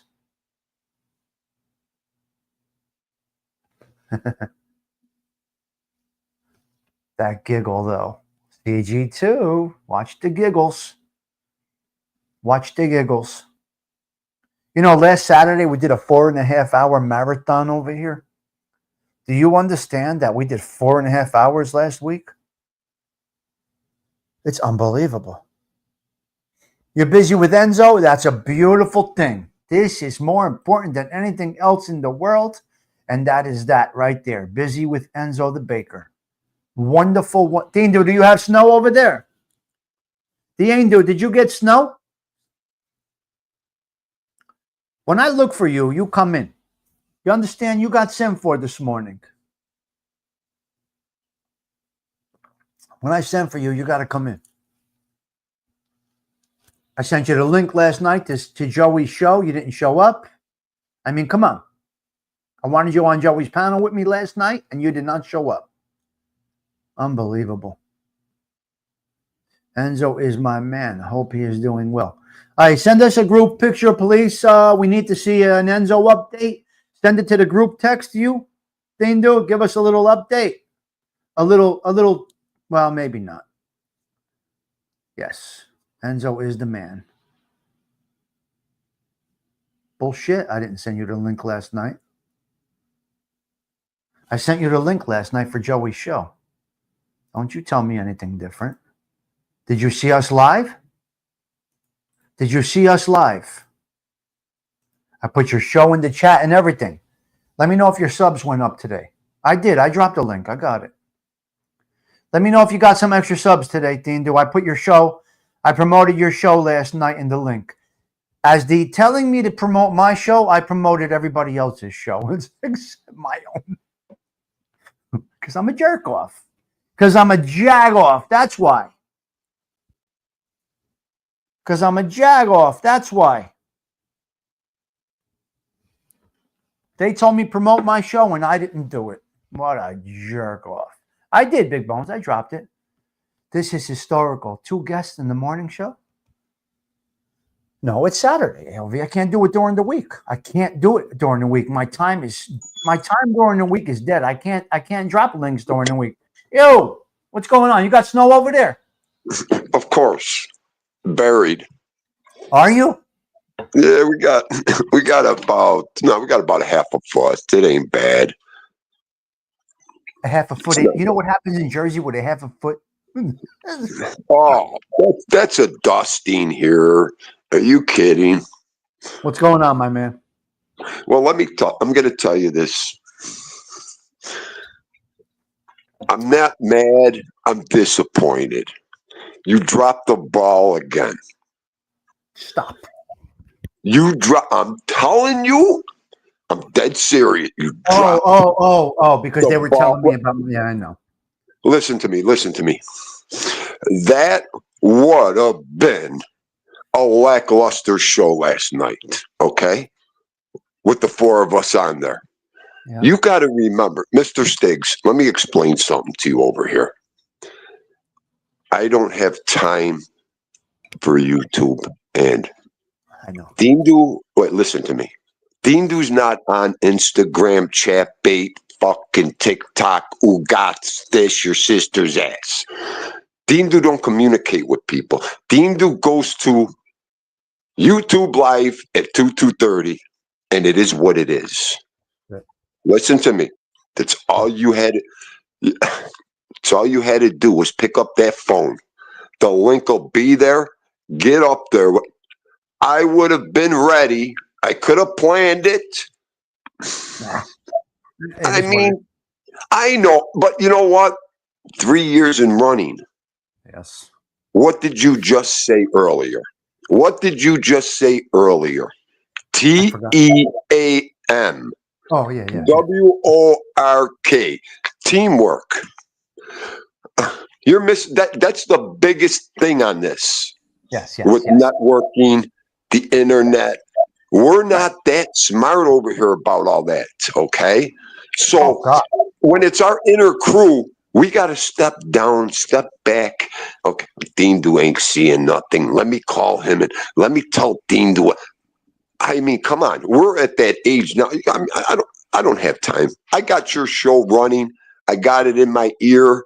That's all anybody hears when you're on, me listening to you. So, I mean, I don't have that kind of time, that kind of, even Baba said it a million fucking times last night. I can't see. I need help. We need people. Get Tommy up here. Tommy. Well, what the fuck? That's what it takes. I know. That's why we did it. So let me explain to you what happened last night. I know. Okay, go ahead. We were live on Patreon. We were working at it on Patreon. And I'm not really, really heavily familiar with the backgrounds of Patreon. So with Snuff and Joey were on the panel, trying to get it going, working out some things. We were there in Patreon. We weren't live in Patreon. Now, they didn't realize that see, here's my thing, Dindu. The first time we did a live, the 3 of us were in one room. I don't know if you remember. There's clips about it. We were in one room at the place in Philly. It was my son, myself, Snuff, Joey, and the whole social club was filled. And we did it live together, all in one location. We were able to troubleshoot and pull off the first live on Patreon. No problem. It went well. Okay. Fast forward a year, 2 years later, we're in 3 different locations. Snuff is at the club. Joey's in Boca, and I'm over here. Now, they didn't realize that they were perfectly streaming to the audience. Yeah. and they were getting feedback. They couldn't hear themselves. It was a failure on their end, but they were on the road to success on this end. Finally, Right. we said, just blow it out. Fuck it. It's over. We're not doing this until we're ready. That's when in a moment's notice, Nino, it went live on YouTube. We had no time at all. Zero. Right. I That's got when it there opened up to late. everybody. That's why I got so mad. Now, Yeah. you got to remember, Thindo, I'm just getting home from getting Enzo. You go on these fucking times. I'm cooking. Yeah, there's a real life over here. I'm cooking dinner. I'm picking Enzo, my baby, up. I'm not. So, when I get to it, all of a sudden I see all of yous on the screen. I'm like, what are they doing? You know me. I'm like, damn, I'm late. So ALV, something must be wrong with his phone. Well, he's up there. He might have bad weather up there. So okay. It's going to be more frequent. Right. So the lives are going to be more frequent. Right. Them stopping by my show is going to be more frequent, which is going to get exposure for a lot of people in our space. Okay, I'm going to put it like that. Now, right. James Simpson came up, beautifully done. Vinny came up, well done. They did not promote themselves. They just came up, said their words, and went about their business. By them just being there, they got the exposure without being there just to get the exposure. That's when you see authenticity. Vinny was not there just to get exposure for his channel. Neither was James Simpson. Neither am I, because they were telling me, promote your channel, promote your channel. I'm like, I don't do that, guys. Shut up. Promote your channel. And I did it. And shame on me. But I put yours in the chat. I pumped up a few channels. You were in the chat. I dropped your link in there. I dropped a few links in there. I did a little bit at the end. So anyway, the point is this: you're going to see more going forward. And they're just like us, just at a different level. They're just growing a channel, growing a platform. They have thousands of subscribers to their Patreon. They don't need YouTube, but they like the interaction of YouTube. Right. Well, you got to remember too, like you said, as far as advertisement and promote, I'm stuck in a well over here. The fuck doesn't matter. I go up there to make it happen.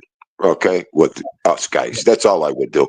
And all that other nonsense you could keep. But the fact of promoting, now, when I was in that chat, I seen a lot of questions. Hey, Tommy, this, Tommy.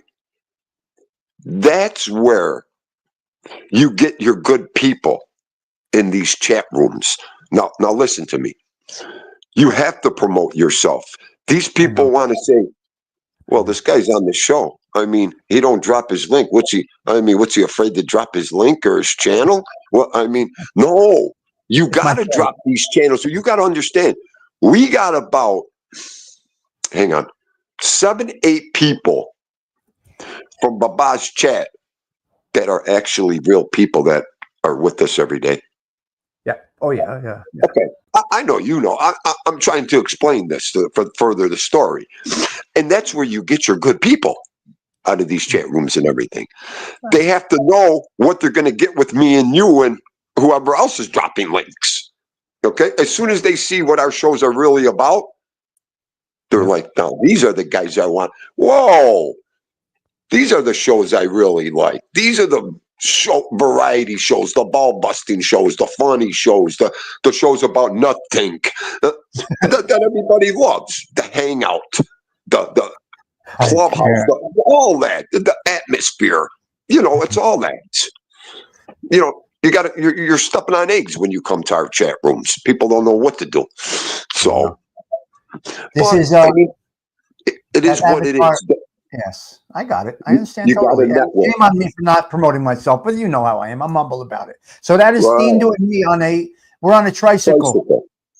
Put it on full screen so everybody could see it. Look at the tricycle. We look like. Look at. How the fuck do I do that? Put me on full. There you go. Look at. We're coming from Leave It to Beaver's house. Look at Tommy's shorts. I just banged Mrs. Cleaver and Thindo. I just banged it out with Mrs. Cleaver, Beaver, whatever the fuck her name is, and he's just taking. Oh my, why me? Why me? Him and Mrs. Cleaver. Something wrong with this guy. You love Mrs. Cleaver. No, I'll tell you what. All right. I wish ALB would have came on here a second. AOV, where are you? Come up a minute. Where are you? I mean, how does he not have his my phone died the other morning too. I didn't even charge it right. So who pays attention to these things? Yes, Toro. I know. Okay, let me go. I hear some ruckus in the other room. All right, buddy. Go ahead. All right, I'll see you later on. Thank you, everybody. Much love. Everybody have a great day. Good seeing you. Ciao. Yes. And there you go, my cousine. Didn't do it, right? I know, Toro. It's my what do you call it? It's my I don't know. I'm not a self-promoter. I find joy in building this thing one at a time. And I don't want favor subs. I want authentic subs. The sub count's great. The sub counts are wonderful, but I want authenticity. I don't want favor subs. I had those in the past and they all filtered out. I'm not a fan. Yeah. Nice res 80s piece you wore yesterday. Yes, Don. That was on purpose. Did you hear my explanation of why I had that sweatsuit on yesterday? You're too humble to do self-promotion.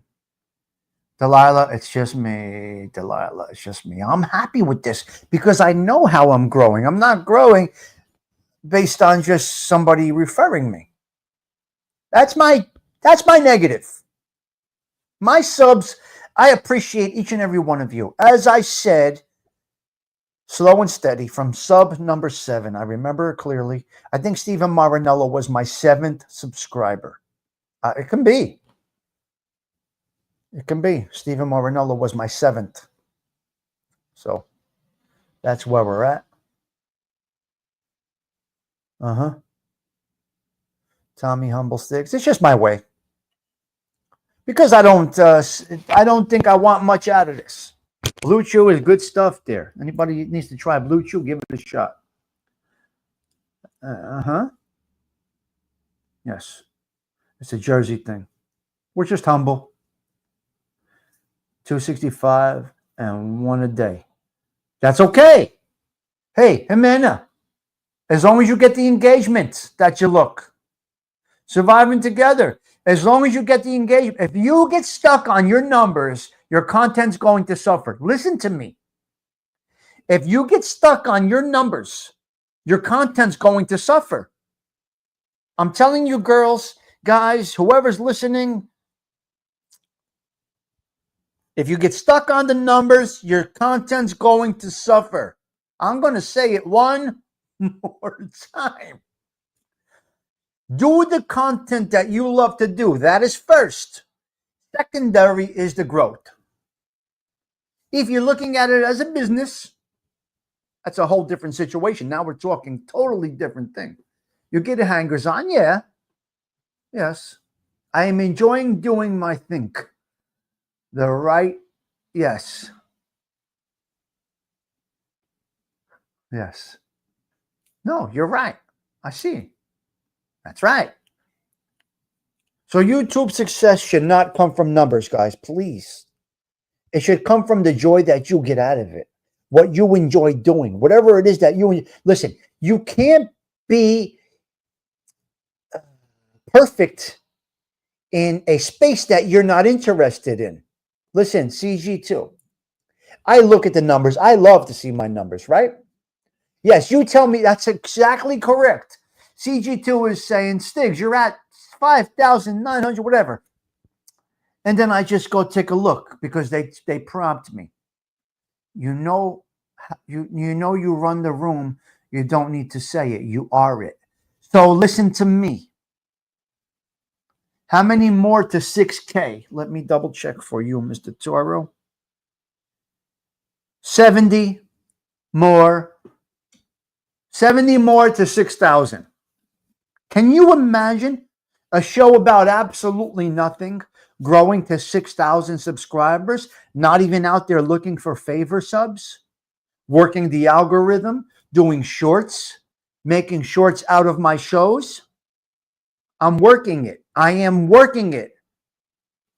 That's what I'm trying to do. So Jimena, let's just say the Magic of Healing comes up with a show about baseball. And then tomorrow about psychotherapy. And then tomorrow about hair products. And then tomorrow about fishing. And then the next week about sports cars. I don't think you can do it. That's not a criticism that you can't do it. My point is this: you have a strength. You have to go with something you love. You can have a boating show. You can have a psychotherapy platform. I never set up as a specific platform, so I go all over the place. But I truly believe a successful show must have some type of platform, right? The guy Edwin does masses. He's a church guy. Okay, he's in a platform. He does church. He delivers, I don't know what his deliveries are now. I don't really follow much, but he delivers masses and talks about the mass or whatever he does, right? Right? There's people that do baseball. They have baseball shows, right? James Proctor, mob stuff. That's what he loves to do. Uh-huh.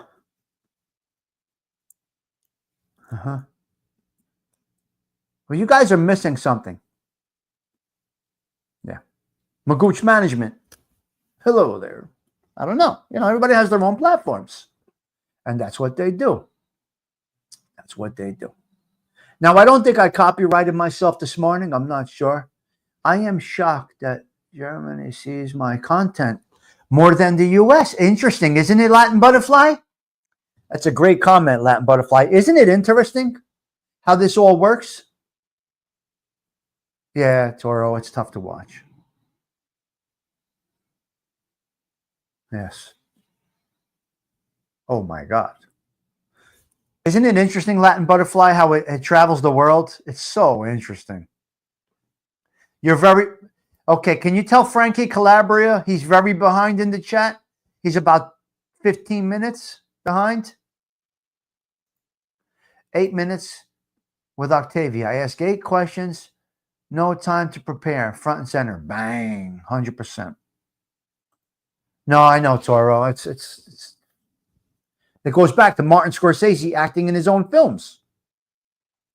William DeMeo acting in his own shows, destroying it. William DeMeo acting in his own show is what's hurting his show. You can't be director and actor. It's not working, William DeMeo. He has a great platform there, wonderful stories, the wrong cast. These guys are stiff. The cast is horrendous. Sorry. I can speak this. Yeah. William DeMeo, the Jewish kid from Brooklyn, should not be acting in an Italian show that he's producing. His story is fantastic. His story is amazing. 43, Ben. All right. That's a nice chat. See, I wasn't looking because I was talking. I wasn't even looking because I was talking. Oh, man. Bad news on the...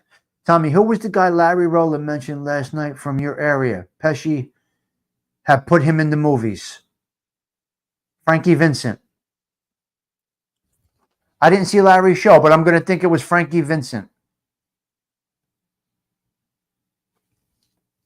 Yeah. Joe Pesci graduated from our high school over here, the old school. You don't think it was Frankie Vincent? Who did he put in the movies? From our area? He started Frankie Valli. Joe Pesci is responsible for the Four Seasons. Joe Pesci is responsible for the Four Seasons and Frankie Vincent.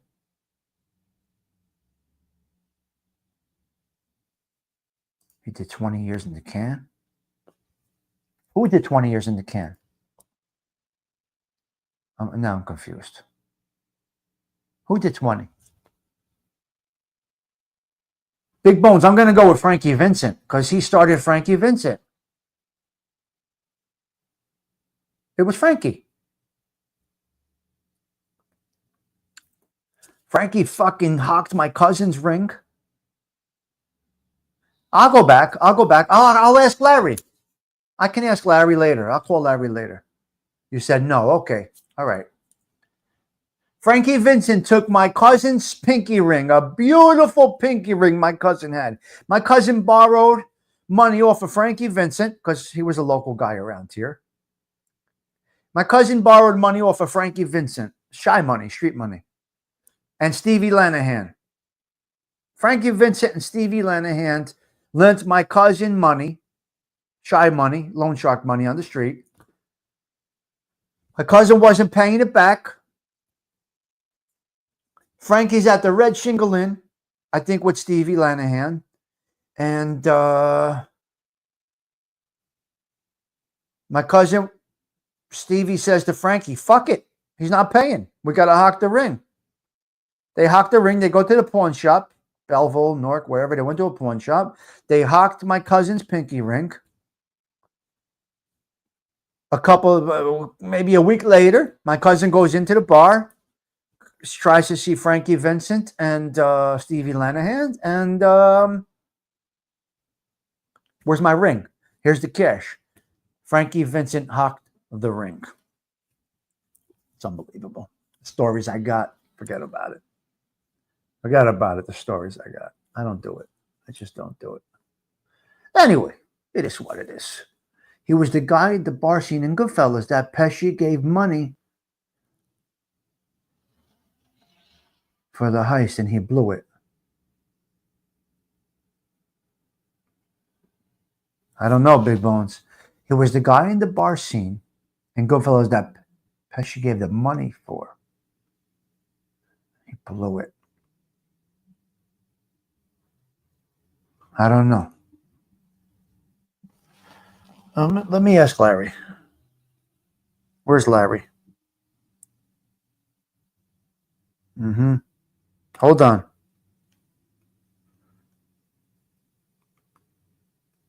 Hold on.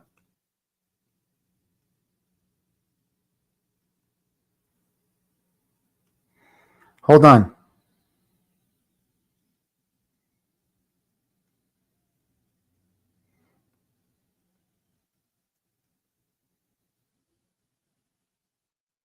Give me a minute here, you.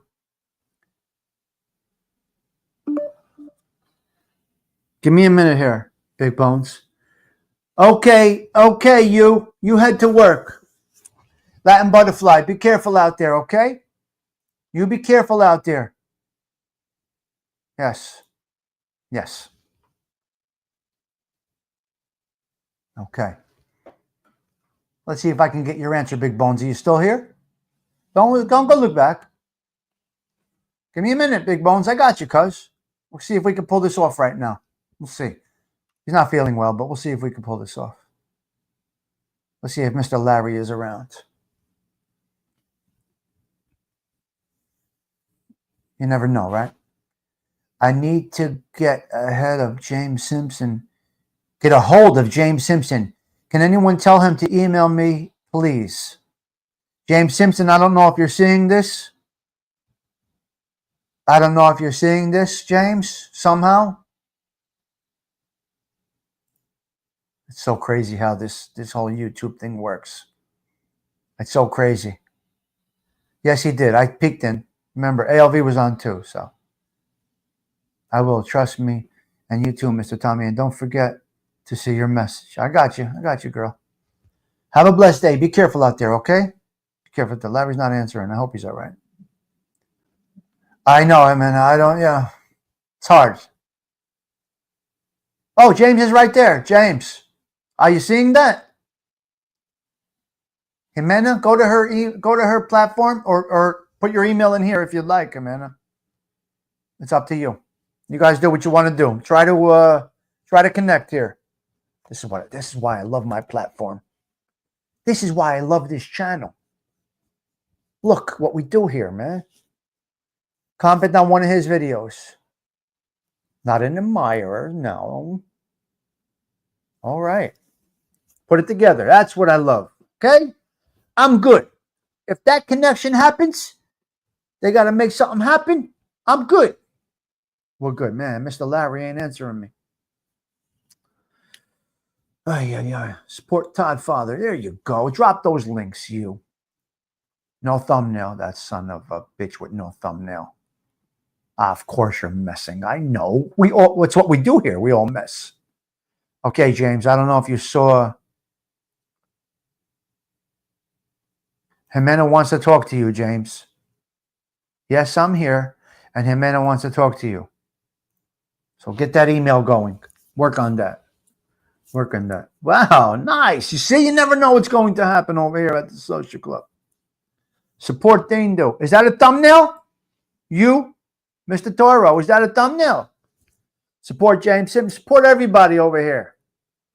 We want everybody in this thing over here. Okay. Yeah, Furbo was here this morning.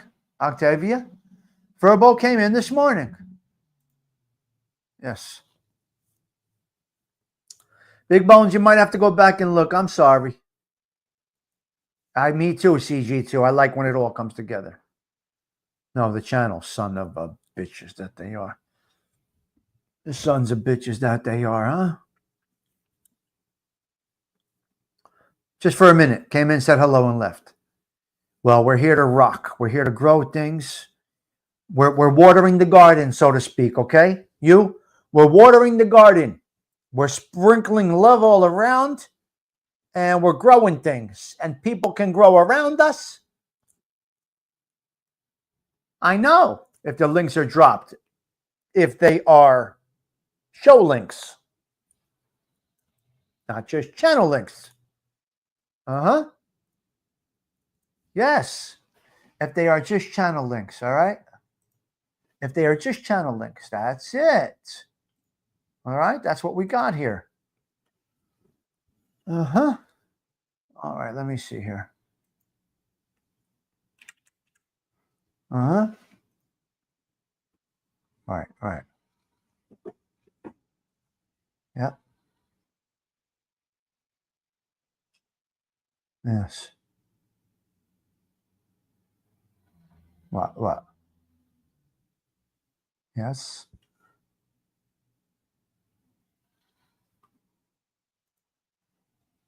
All right, let's see my girl. We're going out with my girl over here. Larry, maybe we'll get back to us later, Big Bones. No. You're misunderstanding something. I'm here to make these things happen, okay? Okay, listen.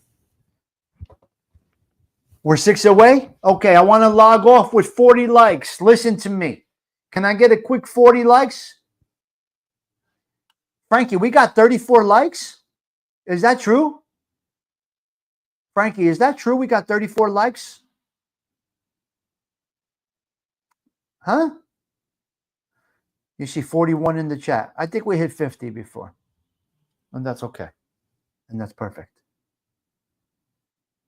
34 likes. Nice. Come on, guys. Give me another 6. Frankie wants 6 more. 36 now. Can I get 4 more likes, guys?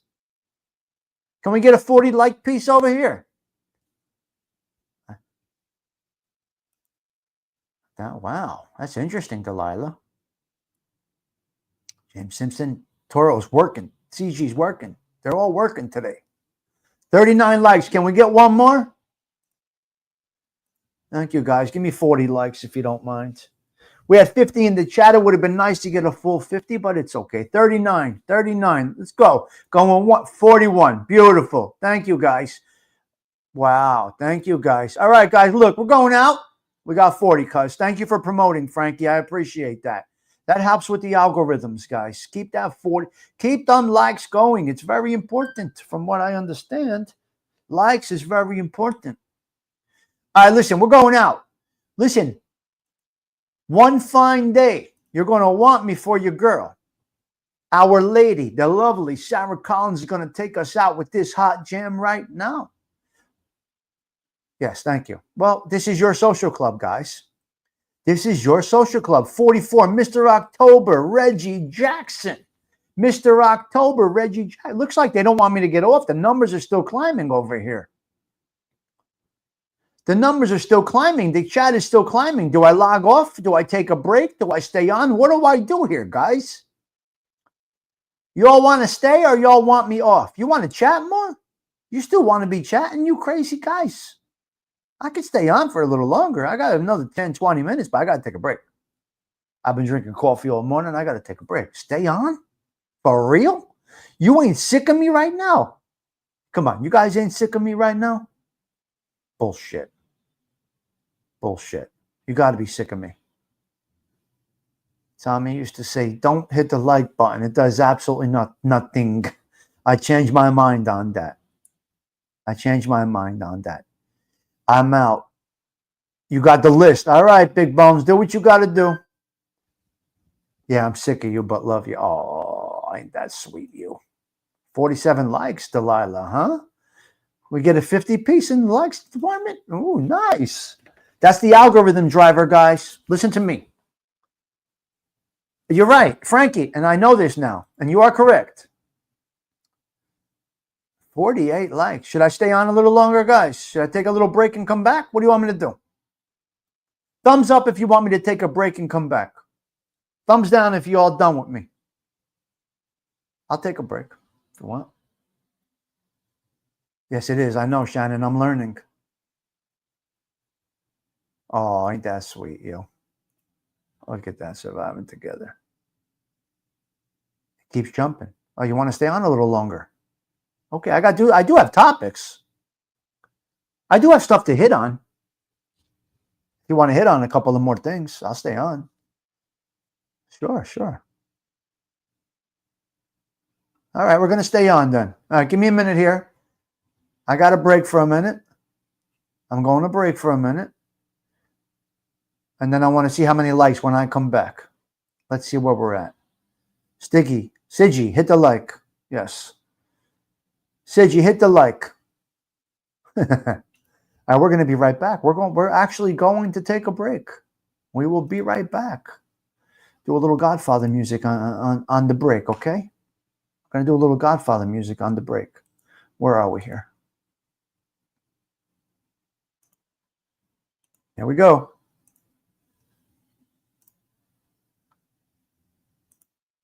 All right, we'll be right back, guys.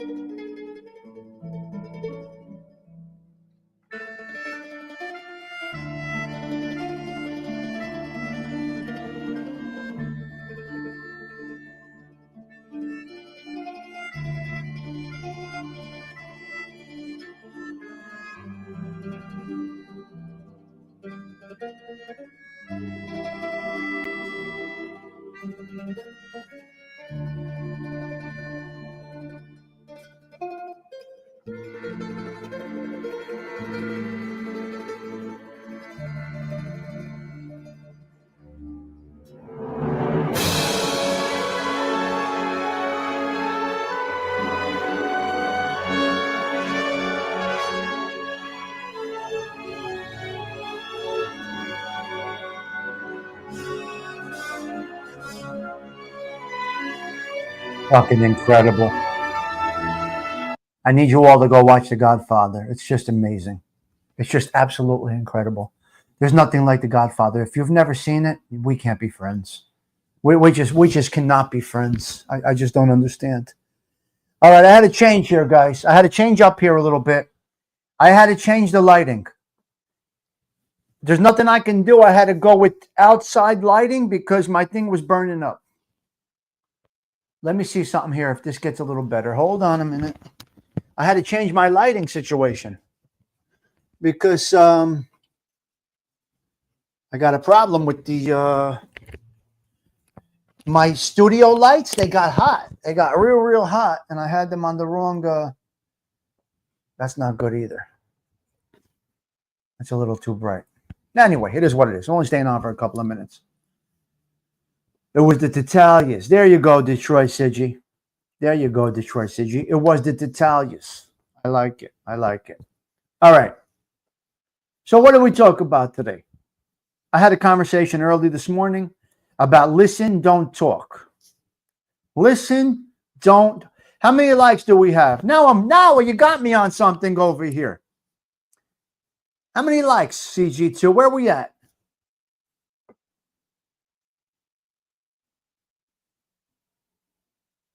Uh-huh. You're right. Who was just talking about the likes? I think you're right. Because now I went from 70 away from 6K. Listen, you're right, guys. I went from 70 away to 6K to 64.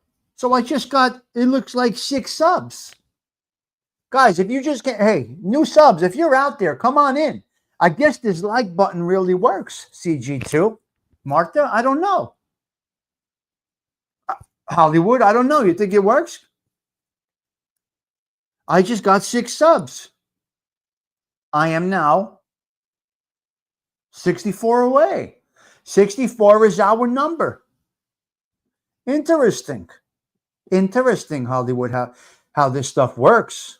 I got to tell you. It's interesting, Octavia Grace. It really is. So listen, don't talk. It really is a thing. Listen, don't talk. What does that mean, CG2? Where was I listening to this? Oh, I saw a great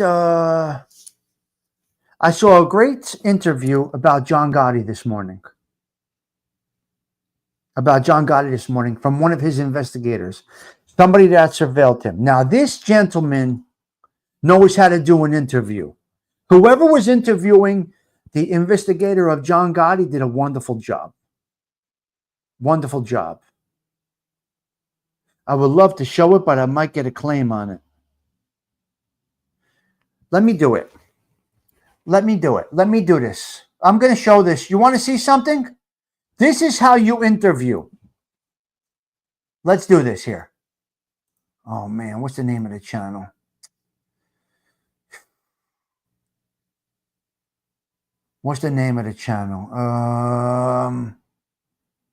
Let me check it out here. Give me a second here, guys. I'm going to show you how you interview. Let me see if I can find it. Okay, it's called Throwback Media. Let me see if I can do it.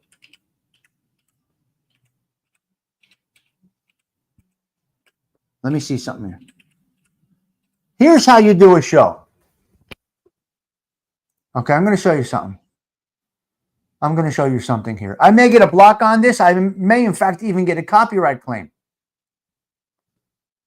Yes, I did see that, said you. Yes, absolutely. I did see that. No. I'm talking about a regular channel doing this. This was a great interview. This is how you're supposed to interview, in my opinion. So this came through my algorithm. And it said John Gotti, an investigator of John Gotti was interviewed. This is how you interview people. Watch this. What are they doing outside?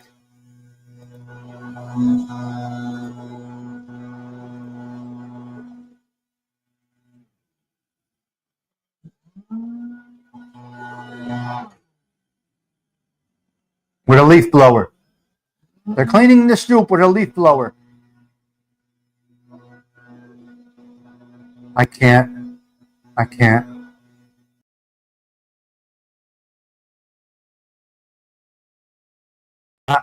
This only happens here in the neighborhood. I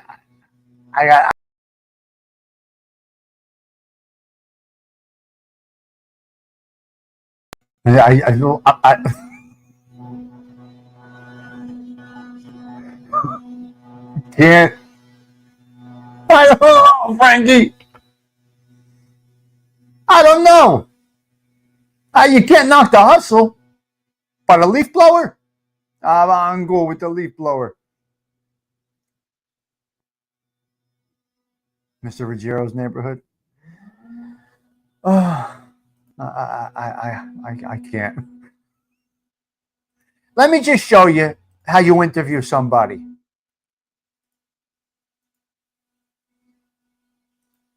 Retired detective. Retired detective. This is how you do it.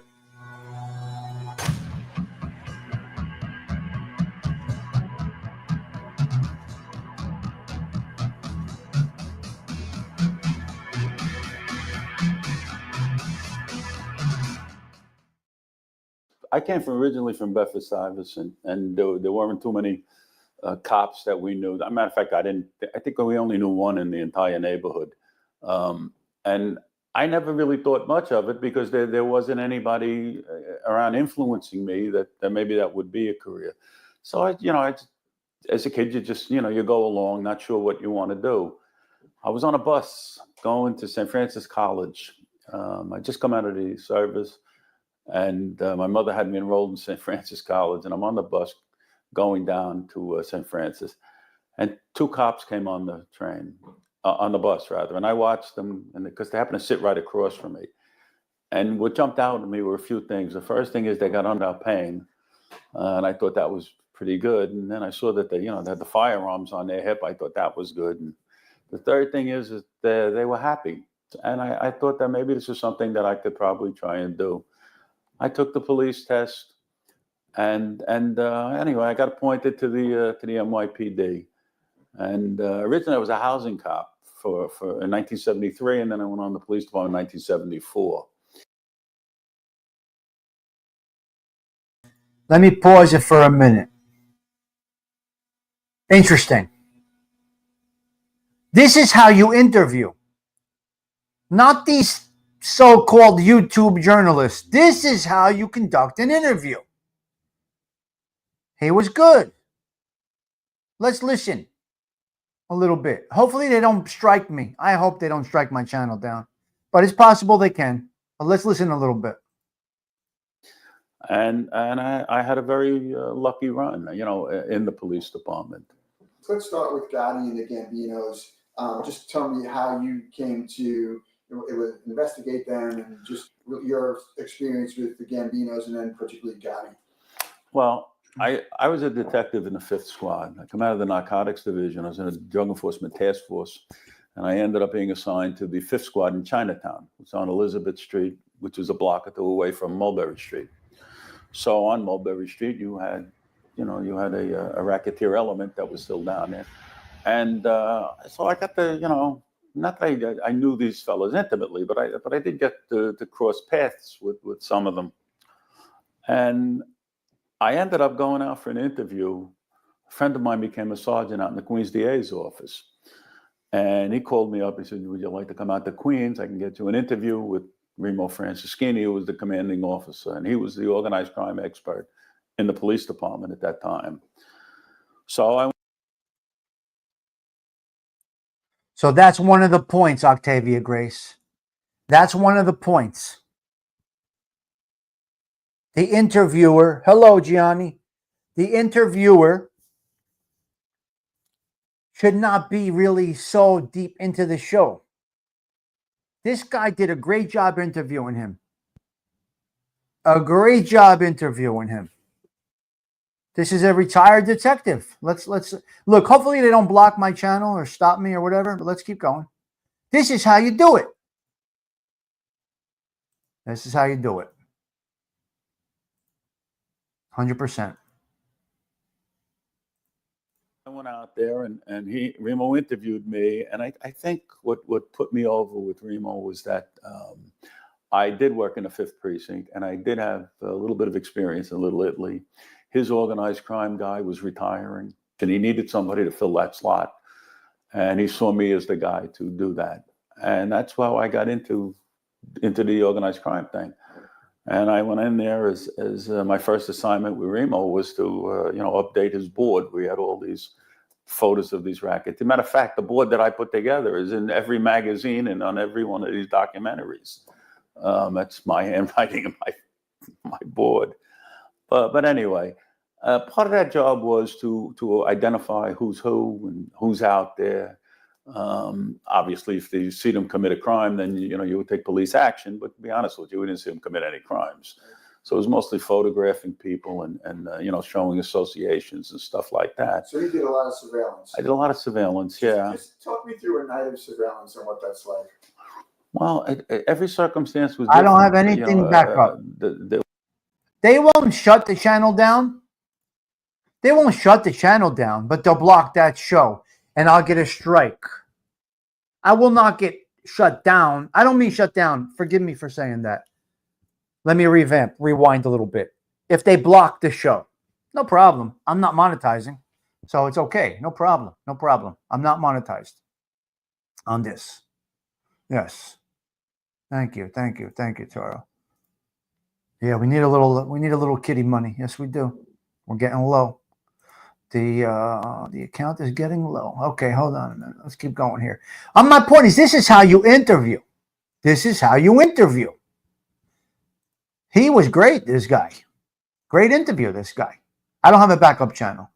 It was the basic, just go out there and take pictures. Now, I took a picture one time with Sammy Gravano, John Gotti, and a guy by the name of Joe Armone. Those were the top 3 in the family after they killed Paul Castellano. I took that photo by the Bergen Hunt and Fish Club. And that was just, I happened to get them on a corner. They were coming out of the club, and it was a great picture. And it's all over. That picture is actually all over the place.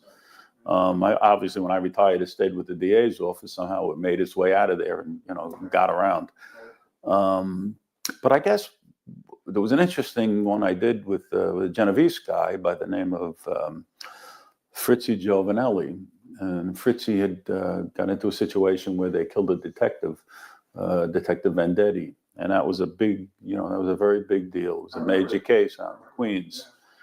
And they were afraid that the DA was concerned about Fritzi's movements, follow him, see what he's up to, during the trial. So we followed him one night, and he didn't want to be followed.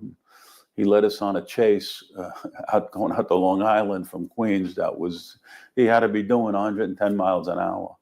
I was in a 1986, I think it was an 86 Honda or 87, whatever it was.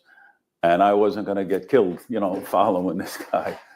So he lost us. He was a good wheelman, and he lost us. He was better wheelman than I was. And so that was it. We went back to Austin Street in Queens to get a cup of coffee.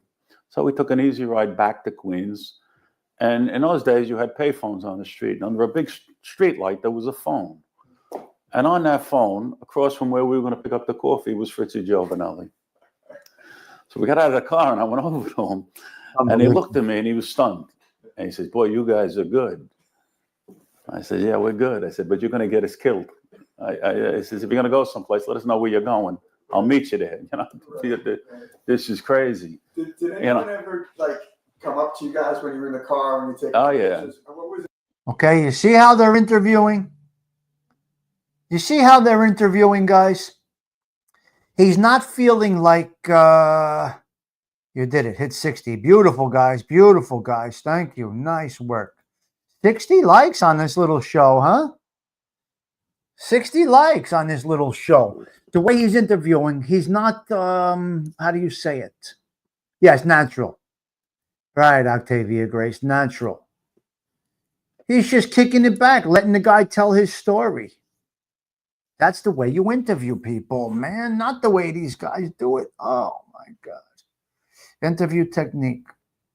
And it's a small channel that I want to compliment on. The Penn State guy. Thank you. Thank you, cuz. Thank you, Penn State guy. I appreciate that. Wonderful, wonderful. Good to see you this morning, Penn State guy. Got 60 likes. See? See, we're cycling in and out. So we might see some good views on this channel, on this show. We might get some good views. I'm going back. I don't want to play the whole thing all the time. I want to talk. Octavia, you know, I am a personality. I like to talk to you guys. I like to talk. What is that like? Yeah. Well, I had a little bit of a strategy with that. I had this guy, Eddie Lino, come up to the car one time. He didn't say anything. A couple of guys took their own little cameras out and took pictures. Anybody who's going to be, I found out early on, anybody's going to give you a problem, don't engage them. Go right to the top. Go knock on the door of the head guy and tell him, look, one of your guys has created an issue, was creating an issue. And that stops it cold because they don't want anybody knocking on their door. Right. And that stops it cold. Right. Well, John Gotti was on trial in 1986. It was a RICO trial against him. And I actually learned a lot during the course of that trial. I was in that courtroom every day. And the DA sent me out there because it was Queens County. John was from Queens County. And he wanted to know. He wanted to know if he was going to be mentioned. He wanted to know if his office was going to be mentioned because they put on a whole bunch of informants, the FBI. And these guys were saying things. And, there was an interest to know what they were saying. In case the DA missed anything, he would be able to act on it, or gather some intelligence. So I was basically there to gather intelligence. However, during that time there, you're sitting in a courtroom with a bunch of guys, and Gotti had all his crew members there. And I mean, throughout the city, they were coming in to watch him there. And you got to, number one, identify a lot of these guys. You got to say who was more powerful than who by the way they treated each other.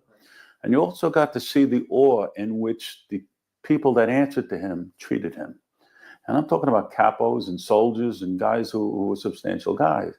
And to me, I saw in him great leadership qualities. I mean, you don't get people to follow you the way he had people following him. And I'm not just talking about the gangsters following him. I'm talking about his neighbors and, and civilians and a lot of people who spoke very well of him. If you don't have. So here's what you got. You got this guy, Anthony, who's really good. He's a cop, obviously. He's a retired cop. But he's a good interviewee. So there's the interviewer, and then there's the interviewee. Okay? So the interviewer knows what to say. There's no like. It's excellent, good. It's excellent. It's really good. He's doing a good job. The interviewee and the interviewer are doing a great job. All right? They're doing a great job. Not really Patsy. Mustang Mike, hello. Not really a Stigs at Don. Nah. Have leadership qualities. He had those qualities. There's no way I would say he wasn't an intelligent guy. I think he was very intelligent. I also think that he may have lacked the discipline to have a driver's license or maybe to live a legitimate lifestyle. There's no question about that. However, I think he was very bright, and I think he was a real leader. Now, like all leaders, sometimes your decisions are good and sometimes they're bad. I mean, they could be critiqued, and that really is that's just human nature. But he had Sammy Gravano and all these other guys. Let's face it, he pulled a bunch of men. Are you serious? Are you serious? You're joking with me. Come on. They're not going to strike me? They're not going to strike me? Are you serious right now? I can't believe that. Mike F., I hope you're a little feeling well this morning or on the way to mending. Oh my God. Here I'm scared I'm going to get I'm scared I'm going to get blocked, and you're telling me we got the wow. Holy shit. That's crazy. Please go sub to his channel. I know, but you know, look it happens, man. Penn State guy, yeah. Well, I'm only good if they don't strike me. That's the thing. We had Mob Facts here last week. Well, CG2, thank you. That is so nice. Well, blessings to them. Go give them a nice, Tommy, this is awesome. You're not getting striked. I can't believe it. Wow. Please go sub over to them. Leave a comment on this right here, guys. Go drop a comment right there, please. That will help us, both of our channels. Right there. Go drop a comment. Tell them you're watching it over here. We're promoting the channel. Give them some subs. I'm serious. I left him out that Tommy Stigs Social Club, and he messaged. He said, tell Tommy thank you. All right. Excellent. Wow. That's fucking great news. And to kill Paul Castellano. And that's doing something. I mean, that's really stepping out. I got to tell you one thing about him in terms of leadership qualities. Yeah. Now, he was on trial with 5 or 6 other guys. Right? They were all made guys. They were all pretty much substantial. Other than 1 or 2, I think they were all made guys. They were all substantial gangsters in their own right. And they all had high-end lawyers, expensive lawyers, good lawyers. And in the course of the weeks that passed, now Gotti had a certain way. He dressed with, a certain way, and he had the quarter, like I have. He had this thing, quarter handkerchief sticking out of his pocket. All the lawyers started wearing double-breasted suits and started wearing this. That was the kind of charismatic character he was. Right. I mean, when he was in a room, you knew he was in that room. And I remember sitting in the well of the courtroom, sitting in the courtroom, and he'd look over the rail and he says, tell Remo he's going to need bigger guns than these. Remo was my boss. And he was referring to the prosecutors, Diane Jackalone and them. So he was a very charismatic, he would engage you without being antagonistic, kind of, which is there's a quality. Because I found that a lot of the wise guys, when they're up against cops, they feel that they have to be tough. He was tough. He didn't have to prove that he was tough. I mean, we all knew he was tough, and he was. But we were out in his house one day because they thought he may take off during this trial. We're sitting across the street from where he was. Now, he was he was right off the avenue. I want to talk about something here. This was his negative, okay? This was John Gotti's negative. This is just my opinion. This is where I go back to. You got to listen, not talk. You got to listen, not talk. Tommy, drop the link to his show above. Leave a message. Please do, guys. Please do. I want to say this. This was one of his downfalls, one of his negatives, his mouth, John Gotti's mouth. And I always say, listen, don't react, don't talk. You get yourself jammed up by running your mouth. Check out this part here. And these guys did a great job. This is how you do an interview.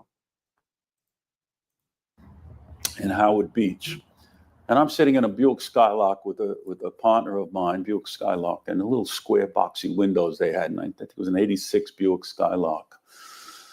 Some guy came by who actually, one of his younger associates, I guess, in those days. Now I think he's a soldier, the guy. But he was a kid about the age of his son. He was delivering his clothes. It was about 10 or 11 o'clock in the morning. And he saw us sitting there, and he pulled up in a Cadillac, delivered the clothes. Then he came out, he got in his Cadillac, and he went all the way around the block, and he pulled up next to the car we were in.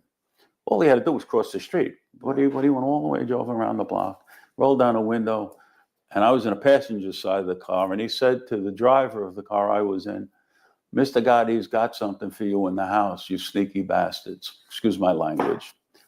So we didn't say anything. And he repeated himself, the kid. And then the guy I was with told him where to get off, and the kid drove back across the street with his car, parked his car, went in the house. 5 minutes later, John Gotti come out of the house with his son and this kid. And now they were big, broad shoulders guys and they come over to the car. Now, it was nothing like the John Gotti that I had seen in the past. I mean, he was in a jogging suit. He didn't shave. His hair was messed up. They must have woke him up out of bed. I don't know. But he was angry, and he come lumbering to the car, and he stuck his head in the driver's side of the car window where my partner was. And I can only say that, do you remember when you were a kid and you first had to stand in front of a classroom, you were nervous? You get these little twitches in your face. Yeah. Well, that was him. His face was twitching and jumping. He was very, very angry. He was committed to a confrontation. And when I tell you there was nobody on the street that morning, the whole play, it was just nobody on the street, just us and him. And, you know, he just went on and on and on and on and on. I learned a lesson that day, which I carried with me through the rest of my life. I realized that you could only say so many words before you have to stop talking. Yeah. So we let him talk until he stopped. When he finished talking, he looked at us like he was bewildered, because I think he anticipated us saying something to him, and then he would say something to us, and then we would go back. It was none of that. He just vented, and then when he stopped, he was waiting for a response.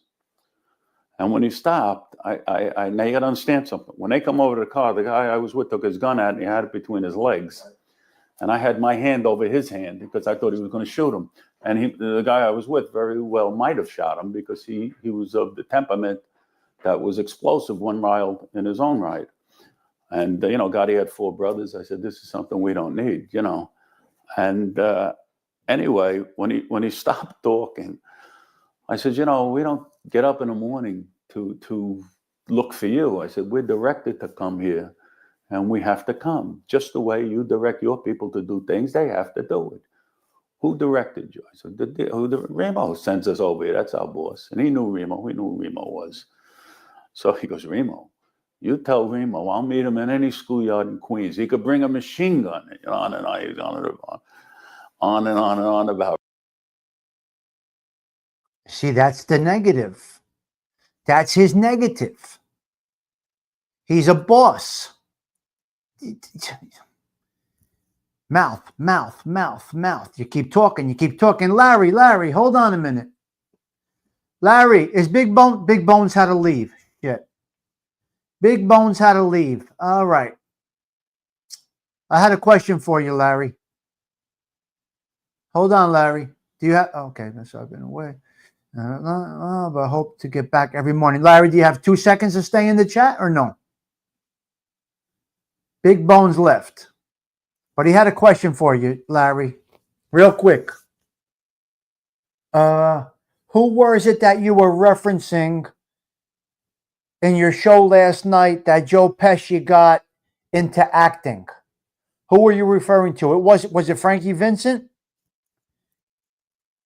He said somebody who got the money after the Goodfellas heist. Who was it, Larry? Just so Big Bones knows. And if anybody remembers, it was Frankie. It was Frankie Vincent. He said no.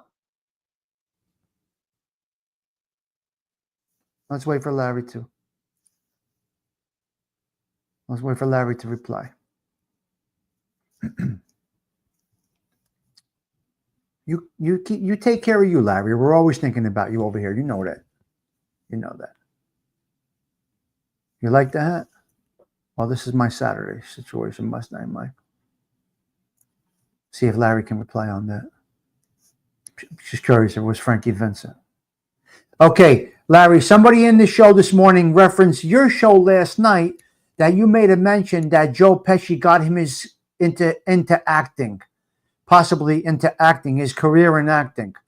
I don't know if he was a Belleville guy like Joe Pesci, but I don't know. He was with him in Goodfellas, possibly. Did you mention Joe Pesci getting somebody's career started or giving them a part in a movie last night in your show? I was in and out of your show last night, so I didn't see that part.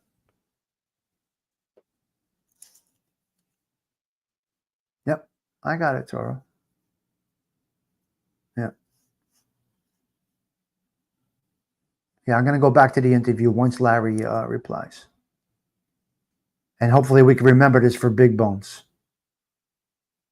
I'll make a note of it, actually, if he answers back with that.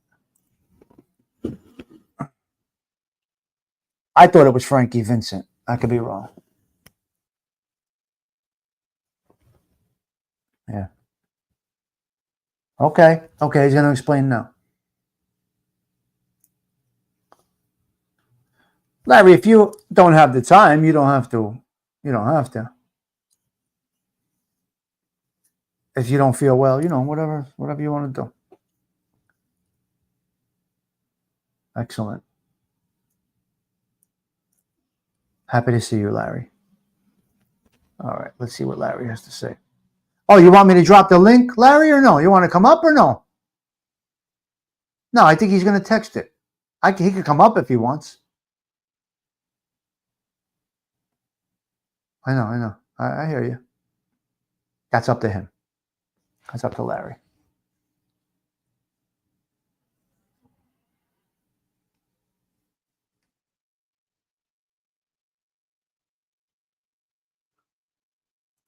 I know.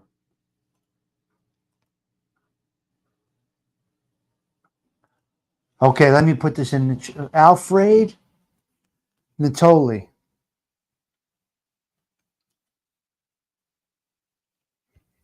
Okay. Okay, you're good. Thank you, sir. I made a note of it for our viewer.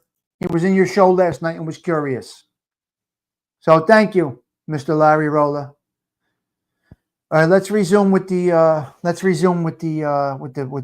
Gotti thing here. Oh, you couldn't sleep last night, huh? All right, let's resume. This is how you enter. This guy's story is great. This guy's story is great. Let's continue, guys. See the way they're talking and they're just doing it. Remo. Now it took the edge because now the threat wasn't imminent. Right. The threat was a mile away. Wherever Remo was, that's where his anger was.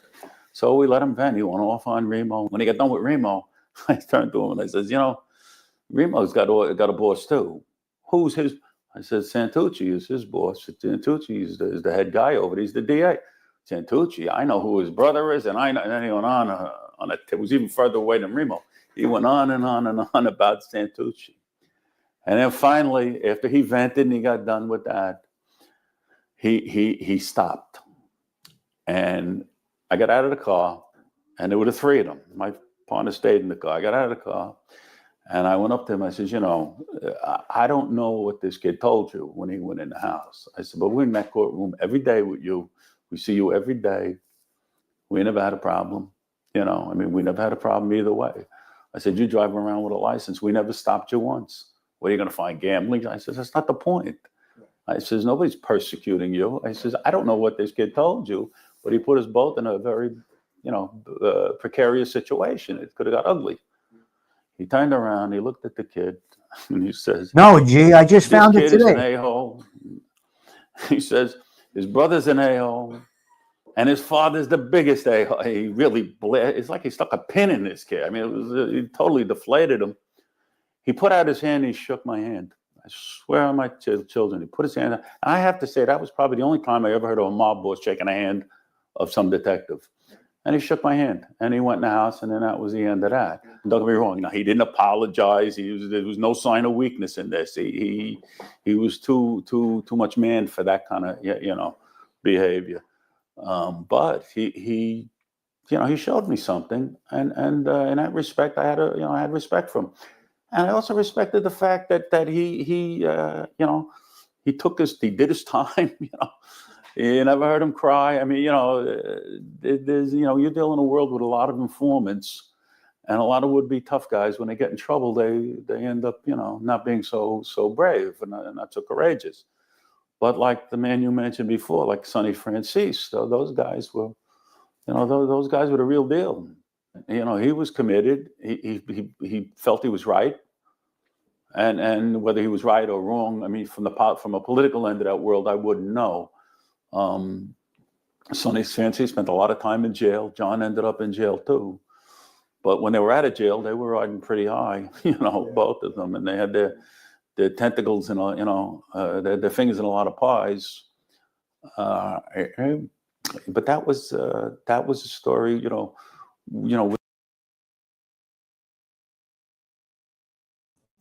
Penn State guy, that's a great comment. That is correct. Local police are needed. Local police are needed. It's 100%. You've heard Joey Merlino say it. Local police are needed. Bag snatching miscreants, you need local police. So yes, you're right. The feds, that's a totally different situation, right? With the Gambinos. And I mean, I remember one time we pulled in Tony Lee. I don't know if you know that guy's name, but his name was Anthony Guerreri. He ran the Cafe Liberty with this guy, Fat Andy. And we had him in the squad one day, and he was having a conniption over something, you know. We knocked over one of his gambling dens, and Remo turned to him. He said, "John, the Gotti doesn't behave like this." He shut right up. He shut him right up in a second. That, to me, that was a great learning curve at all as well. Yeah. You know. What do you think Gotti's downfall was? He had a lot of guys following him, so whatever his decisions were, you know, he had a lot of support in those decisions. Because you're not talking about milk toast, you know, you're talking about the way he had Castellano killed, they would have killed him. Yeah. You know, somebody else would have killed him. That didn't happen. I think more than anything, he was a product of the times. He was more flamboyant. He was more in the spotlight. He made good copy for the press, and a lot of it had to do with who he was. He was a good-looking guy. He dressed well.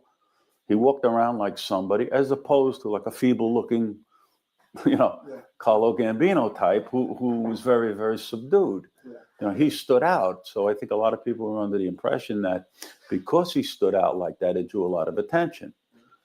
That's possibly true. However, there was a commission trial, and all those other bosses who didn't stand out as much as he did, they were all in jail too.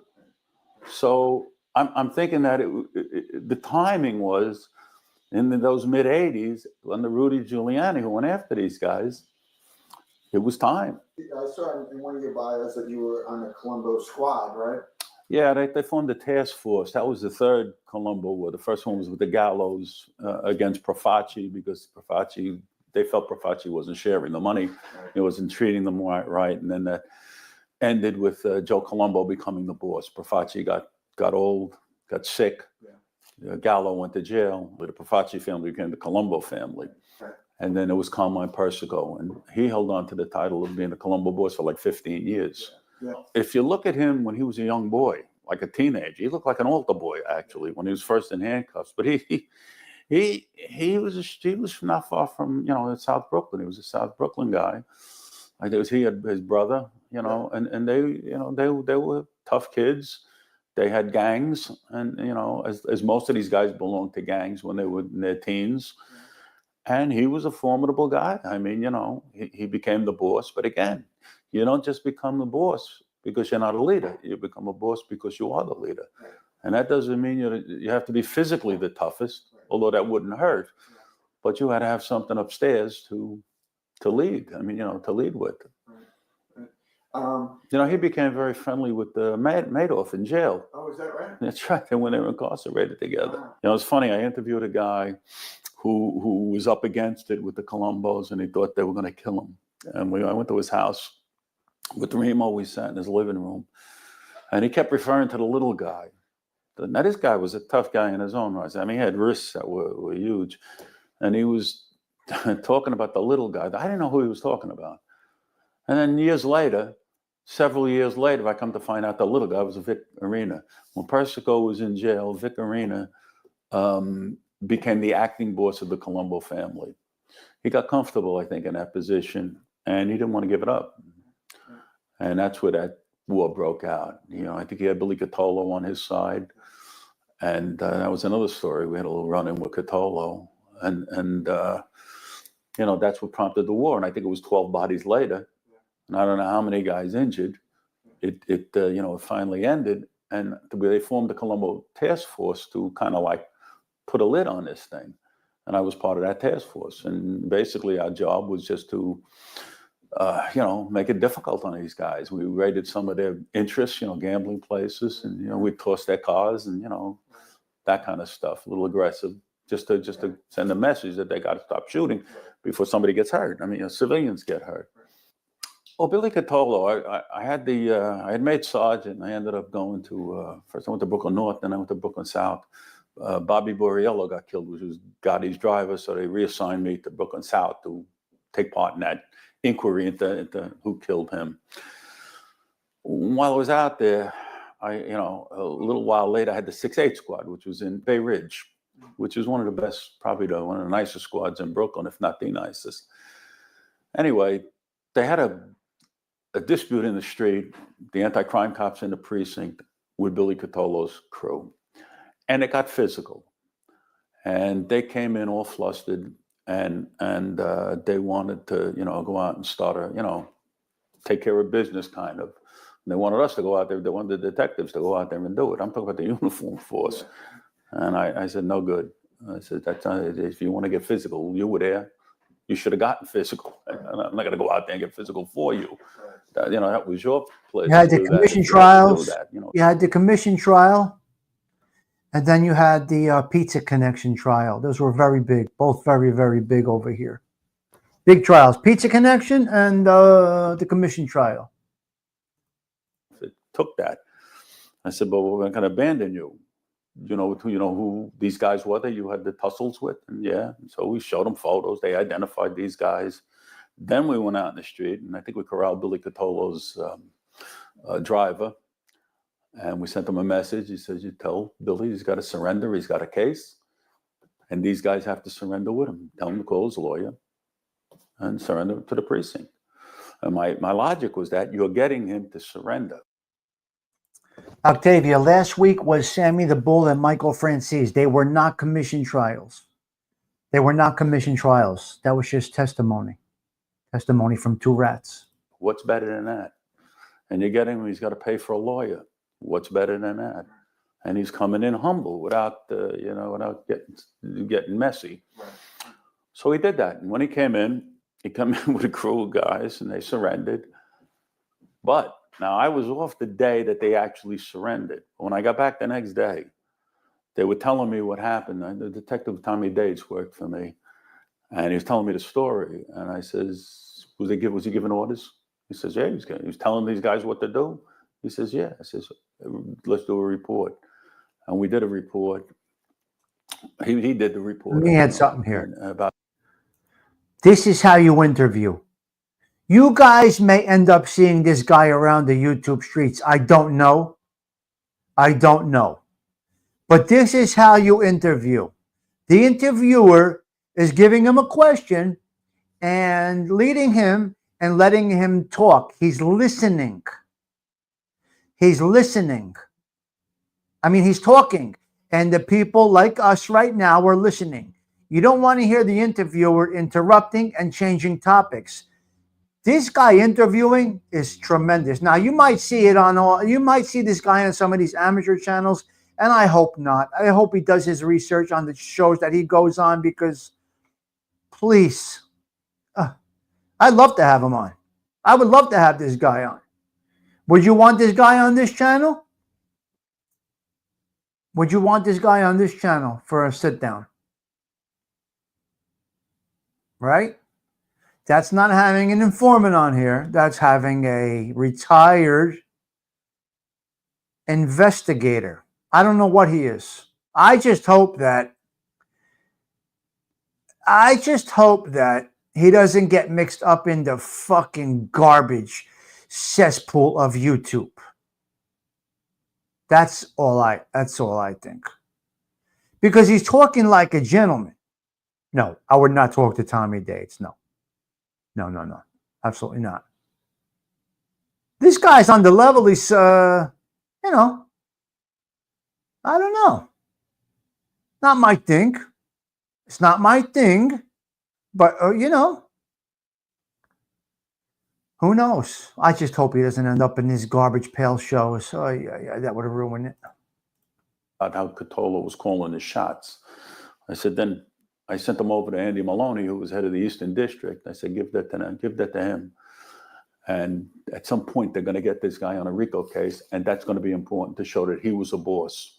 And I used to do that when I was in Queens, when I worked for the DA's office, and I used to send those reports over to the intelligence division. Chief O'Sullivan was in charge of the intelligence division in those days. And that's exactly what happened. Matter of fact, Jerry Capici wrote about it in his column, you know, that situation. I did the search warrant on Greg Scarpa's house when he got shot in the eye. I was in his 6-2 squad out in Bensonhurst at that time. We got the tip that this Messy Marvin had something to do with that, you know, shooting him in the eyeball. But Greg Scarpa, though, we did do the search warrant on his house, and his wife was there, his girlfriend, or whatever she was there, and the daughter, and they were distraught because he was bullet hole in the eyeball, you know. And I remember when we did the search warrant, they opened up his closet, and he had about 10 or 12 suits. They were all jogging suits, though, on a hanger. But he was a tough, you know, really a bona fide tough guy. I mean, yeah, no question about it. Ruthless, tough. What drew you to the sport of boxing? Why did you become a boxing fan? Well, actually, as a kid, I was a big wrestling fan. And then as I got a little older into my teens, I kind of realized that wrestling really was. You see how the interviewer is just letting him talk till he's done with that topic? This interview was incredible. No, it's not this guy's channel that's on the screen, the guy Anthony. It's the other guy's channel. Hello there, William at Brooklyn. Nice to see you. Nice to see you this morning. Wasn't a legitimate kind of a sport. You know, the great athletes, but they weren't really a legitimate sport. And I started following the boxing. And I remember I used to pick up the Ring magazine.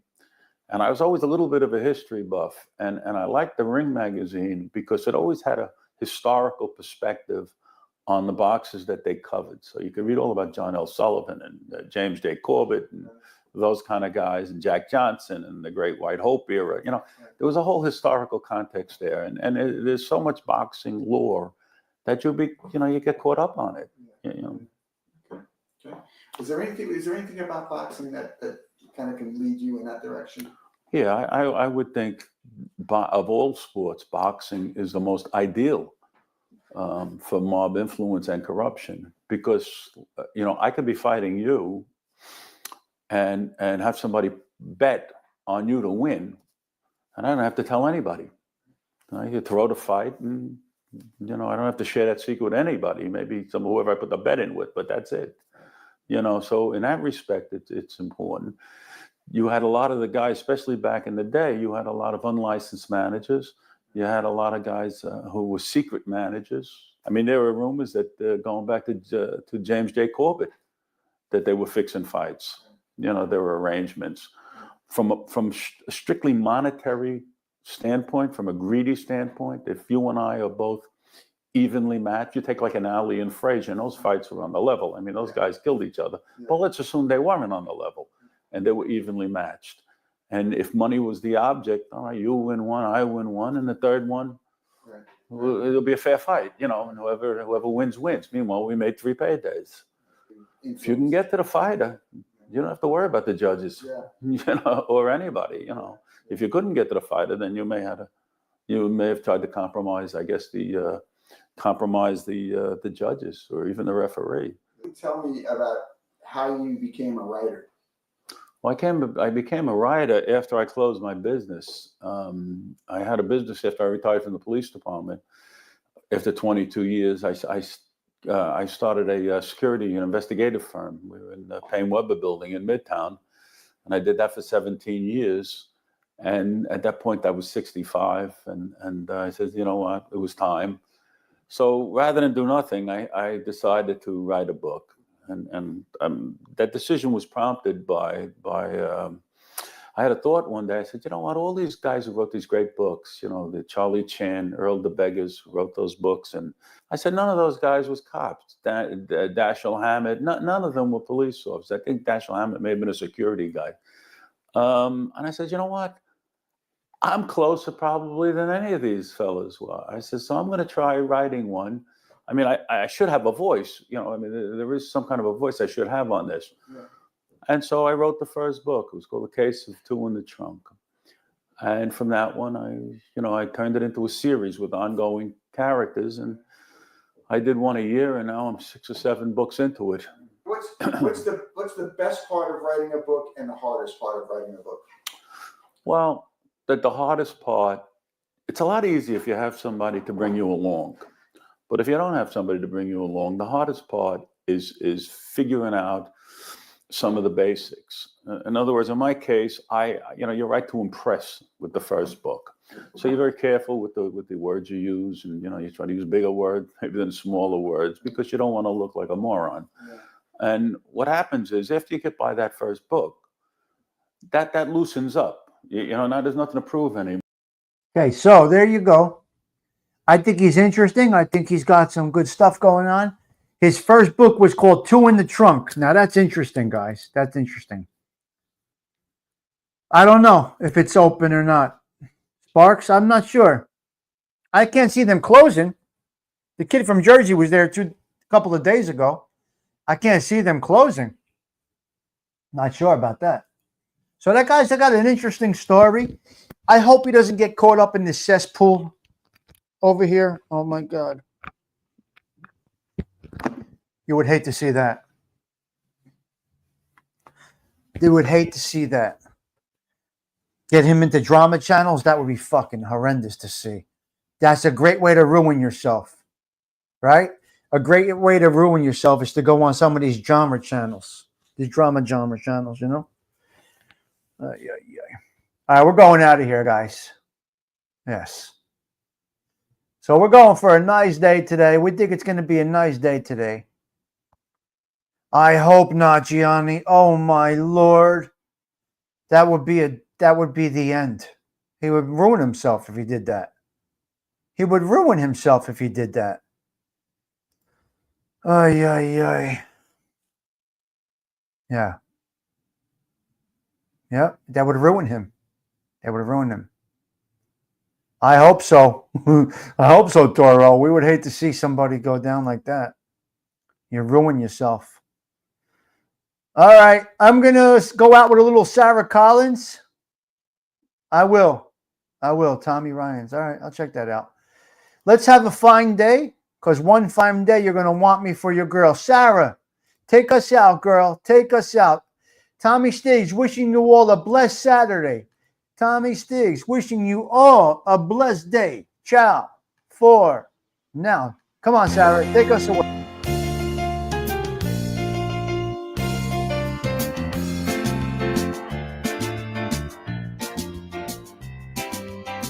One fine day, you look at me, and you will know our love was meant to be.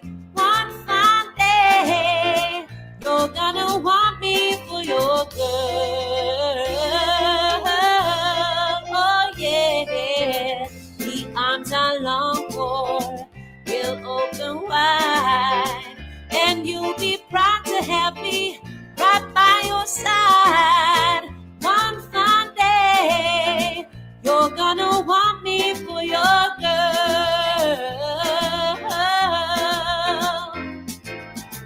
Though I know you're the kind of boy who only wants to run around,